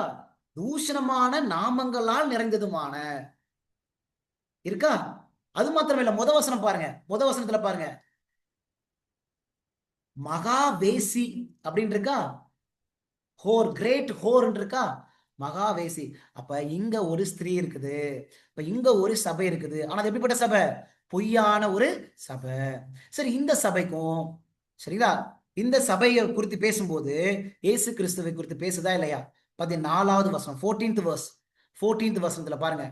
இவர்கள் ஆட்டுக்குட்டியானவருடனே யுத்தம் பண்ணுவார்கள், ஆட்டுக்குட்டியானவர் கர்த்தாதி கர்த்தரும் ராஜாதி ராஜவுமா இருக்கிறபடியால் அவர்களை ஜெயிப்பார். அவர் யாரா? கர்த்தாதி கர்த்தா, ராஜாதி ராஜாவா இருக்கிறதுனால அவங்களை என்ன செய்வாரா? ஜெயிப்பாரு. இப்ப கிடைச்சிச்சா? அப்ப 8வது தீர்க்க தரிசனத்துல அந்த பொய்யான சபையை குறித்து பேசும்போதும் இயேசு கிறிஸ்துவை குறித்து அங்க பேசுதுங்களா இல்லையா? சரிங்களா? 9வது தீர்க்க தரிசனம், 9வது தீர்க்க தரிசனம் என்ன பேரு? 9வது தீர்க்க தரிசனம் பாபிலோனியருக்கு நியாய தீர்ப்பு. சரிங்களா? பாபிலோனுக்கு நியாய தீர்ப்பு இருக்குதா? 2வது வசனம் பாருங்க. அவன் பலத்த சத்தமிட்டு மகா பாபிலோன் விழுந்தது விழுந்தது. சரிங்களா?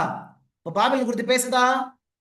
6வது வசனம் பாருங்க. 6வது வசனத்துல அவள் உங்களுக்கு பலனளித்தது போல நீங்களும் அவளுக்கு பலனளியுங்கள், அவளுடைய கிரியைகளுக்கு தக்கதாக அவளுக்கு ரெட்டிப்பாக கொடுத்து தீருங்கள், அவள் உங்களுக்கு கலந்து கொடுத்த பாத்திரத்தில் ரெட்டிப்பாக அவளுக்கு கலந்து கொடுங்கள். அப்ப இங்க பாபிலோனின் நியாய தீர்ப்பை குறித்து சொல்லுதுங்களா இல்லையா? சொல்லுதா? சொல்லுது. சரி, இப்ப இதுக்கும் தேவனுக்கும் சம்மந்தம் இருக்குதா? 18ஆம் அதிகாரம் முதல் வசனம் பாருங்க.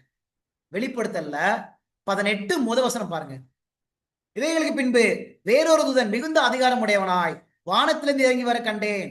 அவனுடைய மகிமையினால் பூமி, வானத்திலிருந்து ஒரு தூதன் வராரு, அவங்க மகிமையினால பூமி என்ன செய்யுது? பிரகாசம் அடையுது. அப்ப இந்த தீர்க்க தரிசனத்துக்கும் வானத்திலிருந்து இறங்கி வர தூதனுக்கும் அந்த மகிமைனா என்ன? எல்லாருக்கும் ஹோம்ஒர்க், வீட்டு பாடம். யாத்திராகமும் 33ஆம் அதிகாரம் படிக்கணும். வீட்டு பாடம். மகிமைனா என்னன்னு கண்டுபிடிங்க. யாத்திராகமும் 33, 34. மோசே வந்து கேட்பார், ஆண்டவரே உடைய மகிமையை காண்பீங்க. மகிமை என்று சொன்னால் தேவனுடைய குணம், தேவனுடைய குணம். யாத்திராகமத்துல 33ஆம் அதிகாரத்துல 34ஆம் அதிகாரம் படிச்சு பாருங்க. அங்க மகிமை என்று சொன்னால் என்னன்னு இருக்கும், கண்டுபிடிங்க. மோசே கேட்பார், ஆண்டவரே உங்க மகிமை எனக்கு காண்பீங்க. மகிமை என்று சொன்னால் தேவனுடைய குணம், கண்டுபிடிங்க. அப்ப இங்க தேவனுடைய குணத்துக்கும் தேவனுக்கும் இந்த பாபிலோனுடைய அழிவுக்கும் சம்பந்தம் இருக்குதுங்களா இல்லையா? இங்க சம்பந்தம் இருக்குது. சரி, 10ஆம் அதிகாரம், வெளிப்படுத்தல் 10ஆம் அதிகாரத்துல 2ஆம் வருகை குறித்து பேசுதுன்னு சொன்னேன். இது ரொம்ப எளிமை. 2ஆம் வருகையில யார் வரப்போறா? யார் வரப்போறா? ஏசப்பா தான் வரப்போறாங்க. அப்ப 2ஆம் வருகை யாரை குறித்து பேசுது? ஏசு கிறிஸ்து குறித்து தான் பேசுது. கிடைச்சிச்சுங்களா? அப்ப வெளிப்படுத்தல் 19ஆம் அதிகாரத்துல நான் இங்க வசனம் போட்டிருக்கிறேன் பாருங்க. 11வது வசனத்திலிருந்து 16வது வசனம் வரைக்கும் 2ஆம் வருகை குறித்து பேசுது. 2ஆம் வருகையில யார் வரப்போறா? ஏசப்பா தான் வரப்போறார். அப்ப இயேசுவை குறித்து தான் இது பேசுது. சரிங்களா? 16வது வசனம் பாருங்க, verse 16ல பாருங்க. ராஜாதி ராஜா கர்த்தாதி கர்த்தா எனும் நாமம் அவருடைய வஸ்திரத்தின் மேலும் அவருடைய தொடையின் மேலும் எழுதப்பட்டு இருந்தது. சரிங்களா? அப்ப இந்த தீர்க்க தரிசனத்துக்கும் இயேசுக்கு சம்பந்தம் இருக்குதா இல்லையா? 2ஆம் வருகையே இயேசு கிறிஸ்து பற்றி தான். அப்புறம் எப்படி சம்பந்தம் இல்லாம இருக்கும்? சம்பந்தம் இருக்கும். 11வது தீர்க்க தரிசனம் எது? 1000 வருட அரசாட்சி. இந்த 1000 வருட அரசாட்சி, 1000 வருட அரசாட்சி குறித்து வெளிப்படுத்தல் 20ஆம் அதிகாரம் பேசுதா? ரெவலேஷன் 20. சரி, நான் இங்க 4 முறை அந்த 1000 வருஷம் அந்த வார்த்தையை கொஞ்சம் கலர் பண்ணி வச்சிருக்கிறேன். வெளிப்படுத்தல் 20ல 4வது வசனம், 5வது வசனம், 6வது வசனம், 7வது வசனத்துல 1000 வருஷம் 1000 வருஷம் 1000 வருஷம் 1000 வருஷம் அப்படின்னு ஒரு வார்த்தை வருதா? வருது. இந்த 1000 வருஷத்துக்கும் தேவனுக்கும் சம்பந்தம் இருக்குதா? சம்பந்தம் இருக்குதா? அந்த 4வது வசனத்தை பாத்துருங்க. 4வது வசனத்துல இருக்குது பாருங்க. அன்றியும் நான் சிங்காசனங்களை கண்டேன், அவைகளின் மேல் உட்கார்ந்தார்கள், நியாய தீர்ப்பு கொடுக்கும்படி அவர்களுக்கு அதிகாரம் அளிக்கப்பட்டது, இயேசுவை பற்றிய சாட்சி நிமித்தமும். வந்துச்சுங்களா? அதே 4வது வசனத்துல கடைசி பகுதி பாருங்க. கடைசி பகுதி, அவர்கள் உயிர்த்து கிறிஸ்துவனுடைய கூட 1000 வருஷம் அரசாண்டார்கள். இருக்குதுங்களா? அப்ப இந்த 1000 வருஷத்துக்கும் இயேசு கிறிஸ்துக்கும் சம்மந்தம் இருக்குதா? இருக்குது. சரி, சரிங்களா? அடுத்தது 12வது தீர்க்க தரிசனம். 12வது தீர்க்க தரிசனம். என்னது? புதிய வானம் புதிய பூமி. இந்த புதிய வானம் புதிய பூமிக்கும் இயேசு கிறிஸ்துக்கும் சம்பந்தம் இருக்குதா? வசனம் பாருங்க. பின்பு நான் புதிய வானத்தை புதிய பூமியையும் கண்டேன். இப்ப அங்க யாரு அந்த புதிய வான புதிய பூமியில யார் நம்மோட கூட இருப்பாங்க? 22 பாருங்க, verse 22, 22ல. இது எந்த அதிகாரம்? இதை மார்க் பண்ணிக்கணுமா? நான் அந்த அதிகாரம் போடல, சாப்டர் போடல. வெளிப்படுத்தல் 21ஆம் அதிகாரம். இதை நீங்க மார்க் பண்ணிக்கணுமா? நான் கரெக்ட் பண்ணணும் அந்த ஸ்லைட. வெளிப்படுத்தல் 21ஆம் அதிகாரத்துல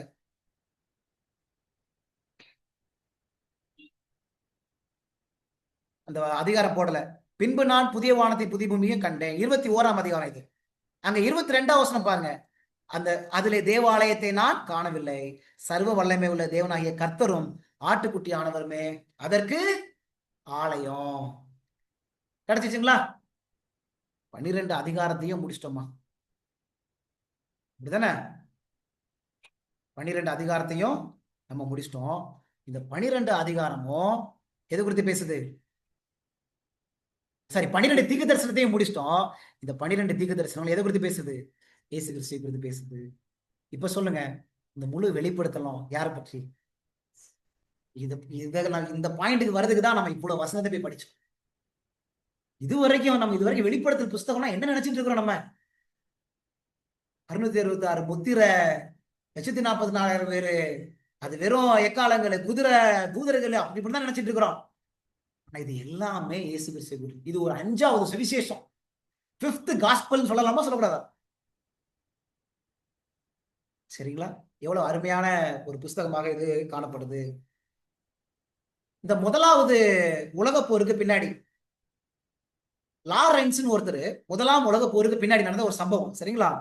லாரன்ஸ் ஒருத்தர் என்ன செஞ்சாரு அப்படின்னா, தன்னுடைய நண்பர்களை அவருடைய அரேபிய நாட்டில இருந்து பாரிஸ் அப்படின்னு ஒரு நாட்டுக்கு கூட்டு போனாராம். சரிங்களா? ஒரு நாட்டுக்கு கூட்டு போனாராம். இந்த பாரிஸ் நாட நல்லா சுற்றி காமிச்சாராம். நல்ல அழகான கட்டிடங்களை சுற்றி அவர் வந்து காண்பிச்சாராம். சில அநேக நினைவாலயங்கள் இருந்துச்சு, அந்த நினைவாலயங்கள்லாம் சுற்றி காண்பிச்சாராம். ஆனா இவங்க நண்பர்களுக்கு எது ரொம்ப பிடிச்சிச்சு அப்படின்னா, அவங்க ஒரு அறையில தங்கியிருந்தாங்க. அந்த அறையில ஒரு குளியல் அறை இருந்துச்சு. அந்த குளியல் அறைக்குள்ள ஒரு குழாய் இருந்துச்சு. அந்த குழாய் எதுக்குள்ள இருந்துச்சுன்னா, ஒரு தொட்டி இருந்துச்சு, ஒரு குளிக்கும் தொட்டி இருந்துச்சு. அந்த குளிக்கும் தொட்டிக்குள்ள ஒரு குழாய் இருந்துச்சு. அந்த குழாய இப்படி திருகுனா தண்ணி வருது, இப்படி மூடுனா தண்ணி வராம இருக்குது. இதை பார்த்து அவங்களுக்கு ரொம்ப ஒரு ஆச்சரியம். இது அரேபியால நமக்குலாம் இது மாதிரி கிடைக்கவே இல்லையே. நமக்கு அங்க ஃபுல்லா டெசர்ட்டா தானே இருக்கும், வனாந்தரமா தானே இருக்கும். இந்த மாதிரி பைப்லாம் இல்லையே. திருகுனா தண்ணி வருது, மூணா தண்ணி நின்றுது அப்படின்னு இதுலதான் பயங்கர ஆச்சரியம். அந்த கட்டிடத்துக்கு மேல, அந்த நினைவாலயத்தின் மேல, இது மேல அவங்களுக்கு பெரிய ஆச்சரியமே இல்ல. அப்ப இவங்க சுத்தி சுத்தி பாக்குறாங்க. சரி, அவங்க சுற்றி பார்த்த நாட்கள்லாம் முடிஞ்சு போச்சு. முடிஞ்ச உடனே கடைசியில அவங்களுக்கு வீட்டுக்கு போற நாள் வந்துருச்சு. அவங்க ஊருக்கு அரேபியாவுக்கு திரும்பி போற நாள் வந்துருச்சு. இப்ப இவங்க நண்பர் வந்து ஒரு நண்பர் கூட்டு வந்தார்ல, அவர் வந்து தேடுறாரு, எங்கடா இவங்க ஆளை காணுமே, வீட்டுக்கு வேற போகணுமே, இவங்களை கூட்டுட்டு நம்ம திருப்பி எங்க போகணும், அரேபியாவுக்கு பத்திரமா கொண்டு போகணுமே, எங்களை ஆளை காணுமே தேடுறாரு. பார்த்தா இவங்க எல்லாரும் எங்க இருக்காங்க அப்படின்னா, அந்த குளியல் அறைக்குள்ள அந்த தொட்டிக்குள்ள உட்கார்ந்து இருக்கிறாங்க. தொட்டிக்குள்ள உட்கார்ந்து என்னடா செஞ்சுட்டு இருக்காங்கன்னு பார்த்தா, அந்த குழாய கலத்திட்டு இருக்கிறாங்க 2 பேரும். ஏன்பா, என்னப்பா ஆச்சு, ஏன்பா ஏன்பா ஏன்பா நீங்க குழாயை கலத்தி கொண்டு இருக்கிறீங்க? இல்ல, நாங்க இந்த குழாய் எங்க கொண்டு போனோம், இதை கலத்திட்டு அரேபிய நாட்டு கொண்டு போனோம், அங்க தண்ணி இல்ல, இத அங்க கொண்டு போனா என்ன செஞ்சிடலாம், இப்படி திருகுனா தண்ணி வந்துடும், இப்படி மூடிட்டோம் அப்படின்னா தண்ணி வராது, அதுக்குதான் குழாயை கலத்திட்டு இருக்கிறோம் அப்படின்னு அவங்க சொன்னாங்க. அவங்க எதை மறந்துட்டாங்க? அவன் சொன்னானா, எப்பா இந்த குழாயில இருந்து தண்ணி வரலப்பா, இந்த எதிர்ந்து வருது, இந்த குழாய் வந்து ஒரு தொட்டியில தொடர்புடையதா இருக்குது, அங்க இருந்தா என்ன வருது, தண்ணி வருதுப்பா, இந்த குழாயை வச்சுட்டு ஒண்ணும் பண்ண முடியாது, இதுக்கு அதிக முக்கியமானது என்னது, அந்த தொட்டி, அங்கிருந்து வரக்கூடிய பைப்பு, அதுதான் ரொம்ப முக்கியம். அதே மாதிரிதான் வெளிப்படுத்தல் புஸ்தகத்துல நம்ம அந்த குழாயை பிடிச்சிட்டு இருக்கிறோம். அந்த குழாய் என்னது, 666, இந்த மிருகத்தின் முத்திரை, மிருகத்தின் சொருபம், இந்த இந்த குதிரைகளு, இப்படின்னு சொல்லிட்டு இந்த குழாயை மட்டும் நம்ம பிடிச்சிட்டு இருக்கிறோம். ஆனா அதி முக்கியமானது அந்த தொட்டி, அந்த தண்ணீர், ஜீவ தண்ணீர் ஆகிய இயேசுவானவர், அவரோட வைக்கக்கூடிய அந்த தொடர்பு, அந்த உறவு, அதுதான் ரொம்ப முக்கியமானது. அதை மறந்து போயிடுறோம். உங்களுக்கு புரிஞ்சுக்க முடியுதுங்களா? அந்த அனுபவம் நம்மகிட்ட இன்னைக்கு காணப்படுதா? இதனுடைய கண்டினியூஷன் நம்ம அடுத்த வாரம் படிக்கலாம். சரிங்களா? இதனுடைய கண்டினியூஷன் நம்ம அடுத்த வாரம் படிக்கலாம். என்ன பாடம் ஆண்டு நமக்கு சொல்லி தராரு இன்னைக்கு? இந்த வெளிப்படுத்தல் புஸ்தகத்தை ரொம்ப ஏக்கத்தோடி சீக்கிரத்துல ஏதோ ஒரு சம்பவம் நடக்க போகுது, எப்படியாவது என் பிள்ளைங்களை காப்பாற்றணும், எப்படியாவது என் பிள்ளைங்களை அதுக்கு ஆயத்தப்படுத்தணும், அதற்காக மிகுந்த ஏக்கத்தோடு இயேசு கிறிஸ்துவ பிரசன்ட் பண்றாரு நமக்கு முன்னாடி. பாருப்பா, இவர்தான்ப்பா உன் ரட்சகரு, இவரை பார்த்தா உனக்கு ரட்சிப்பு வந்துரும்பா. இவர் இயேசு கிறிஸ்து. இவர்கிட்ட என்ன இருக்குது? அவர் உனக்காக மரிக்கவும் செஞ்சிருக்கிறாரு, அவர் தேவனாகவும் இருக்கிறாரு. அவர் உன்னை இந்த கடைசி காலத்துல கிறிஸ்துவின் வருகைக்கு உன்னை என்ன செய்ய முடியும்? ஆயத்தப்படுத்த முடியும்பா. அதனால இவரை பாரு பாரு அப்படின்னு சொல்லிட்டு ஒவ்வொரு பக்கத்துலயும் ஆண்டவர் இயேசு கிறிஸ்து போட்டு வச்சிருக்காரு, ஒவ்வொரு பக்கத்துலயும் போட்டு வச்சிருக்கிறார். ஆனா நம்ம கண்ணு எவ்வளவுதான் இயேசு கிறிஸ்துவ போட்டு வச்சா நம்ம கண்ணு எங்க போக மாட்டுது?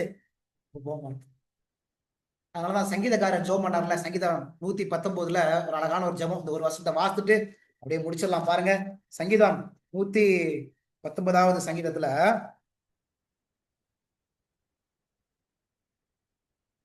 ஒரு அழகான ஒரு வசனம் இருக்கு பாருங்க. 119 18வது வசனம். 18வது வசனத்துல, உமது வேதத்தில் உள்ள அதிசயங்களை நான் பார்க்கும்படி என் கண்களை திறந்துடலாம். இந்த வசனம் நோட் பண்ணிக்கங்க. உமது வேதத்தில் உள்ள அதிசயங்களை பார்க்கும்படி. யாருமா இந்த அதிசயம்? இங்கே படிச்சுக்கீங்களா? இந்த அதிசயம் யாரு? ஏசாயா புஸ்தகம் ஏசாயா புஸ்தகத்துல 9ஆம் அதிகாரம் 6வது வசனம். ஏசாயா 9ஆம் அதிகாரம் 6வது வசனத்துல, நமக்கு ஒரு பாலகன் பிறந்தார், நமக்கு ஒரு குமாரன் கொடுக்கப்பட்டார், கர்த்தத்துவம் அவர் தோளின் மேல் இருக்கும், அவர் நாமம் அதிசயமானவர். அப்ப இங்க தாவீது ஜெபம் பண்றாருல, உமது வேதத்தில் உள்ள அதிசயங்களை பார்க்கும்படி என் கண்களை திறந்தரலும். அப்படின்னா என்ன அர்த்தம்? ஆண்டவரே, உங்க வேதத்தில் இருக்கக்கூடிய அதிசயமானவர் இயேசுவ நாங்க பார்க்கிறதற்கு எங்க கண்களை திறந்தரலுங்கப்பா. ஏன்னா வேதாகமம் யாரை குறித்து பேசுது? யோவான் 5:39. யோவான் 5:39 வேத வாக்கியங்களை ஆராய்ந்து பாருங்கள், என்னை குறித்து சாட்சி கொடுக்கிறவைகள் அவைகளே. அப்ப இந்த வேத வசனம் யாரை குறித்து பேசுது? இயேசு கிறிஸ்து குறித்து பேசுது. அப்ப வேத வசனத்துல இயேசுவை பார்க்கணும்னா நம்ம கண்ணு திறக்கப்படணும், நம்முடைய மனக்கண்கள் திறக்கப்படணும்னா நம்ம ஜெபம் பண்ணணும். ஆண்டவரே, அப்பா என்னுடைய கண்ணை திறங்கப்பா. இந்த மிக முக்கியமா தீர்க்க தரிசனத்துல இந்த தானியேல் வெளிப்படுத்த தீர்க்கதரிசனத்தை படிக்கும் போது என்னுடைய கண்கள் மங்கி போயிருக்குது. அந்த எம்மாவுக்கு போற வழியில இந்த 2 பேரு, அவங்களும் இயேசு கிறிஸ்துவ அறிஞ்சுதான் இருந்தாங்க. ஆனா தீர்க்க தரிசனத்துல இயேசு கிறிஸ்துவ பார்க்கல. அதனால ஏசப்பா சொன்னாரு, என்ன வார்த்தை ஏசப்பா சொன்னாரு அவங்கள பார்த்து சொல்லும் போது? ஓ ஃபூல்ஸ். என்ன வார்த்தை சொன்னாரு? தமிழ்ல அந்த வார்த்தை என்ன வார்த்தை வருது அங்க? நீங்க எப்படி இருக்கீங்கன்னு சொன்னாரு? மந்தம் உள்ளவர்களா இருக்கீங்களே.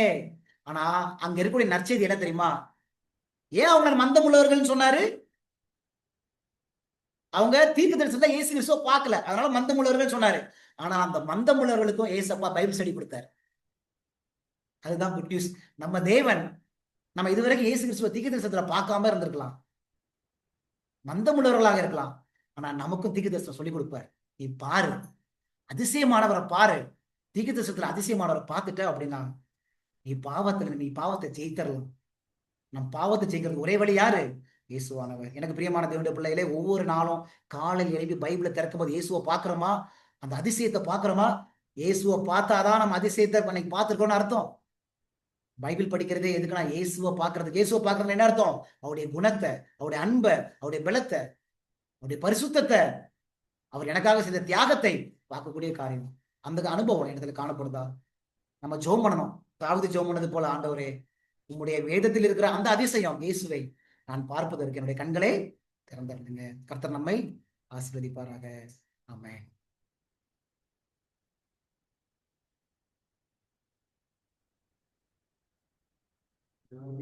செய்தியை நாம் கேட்டோம்.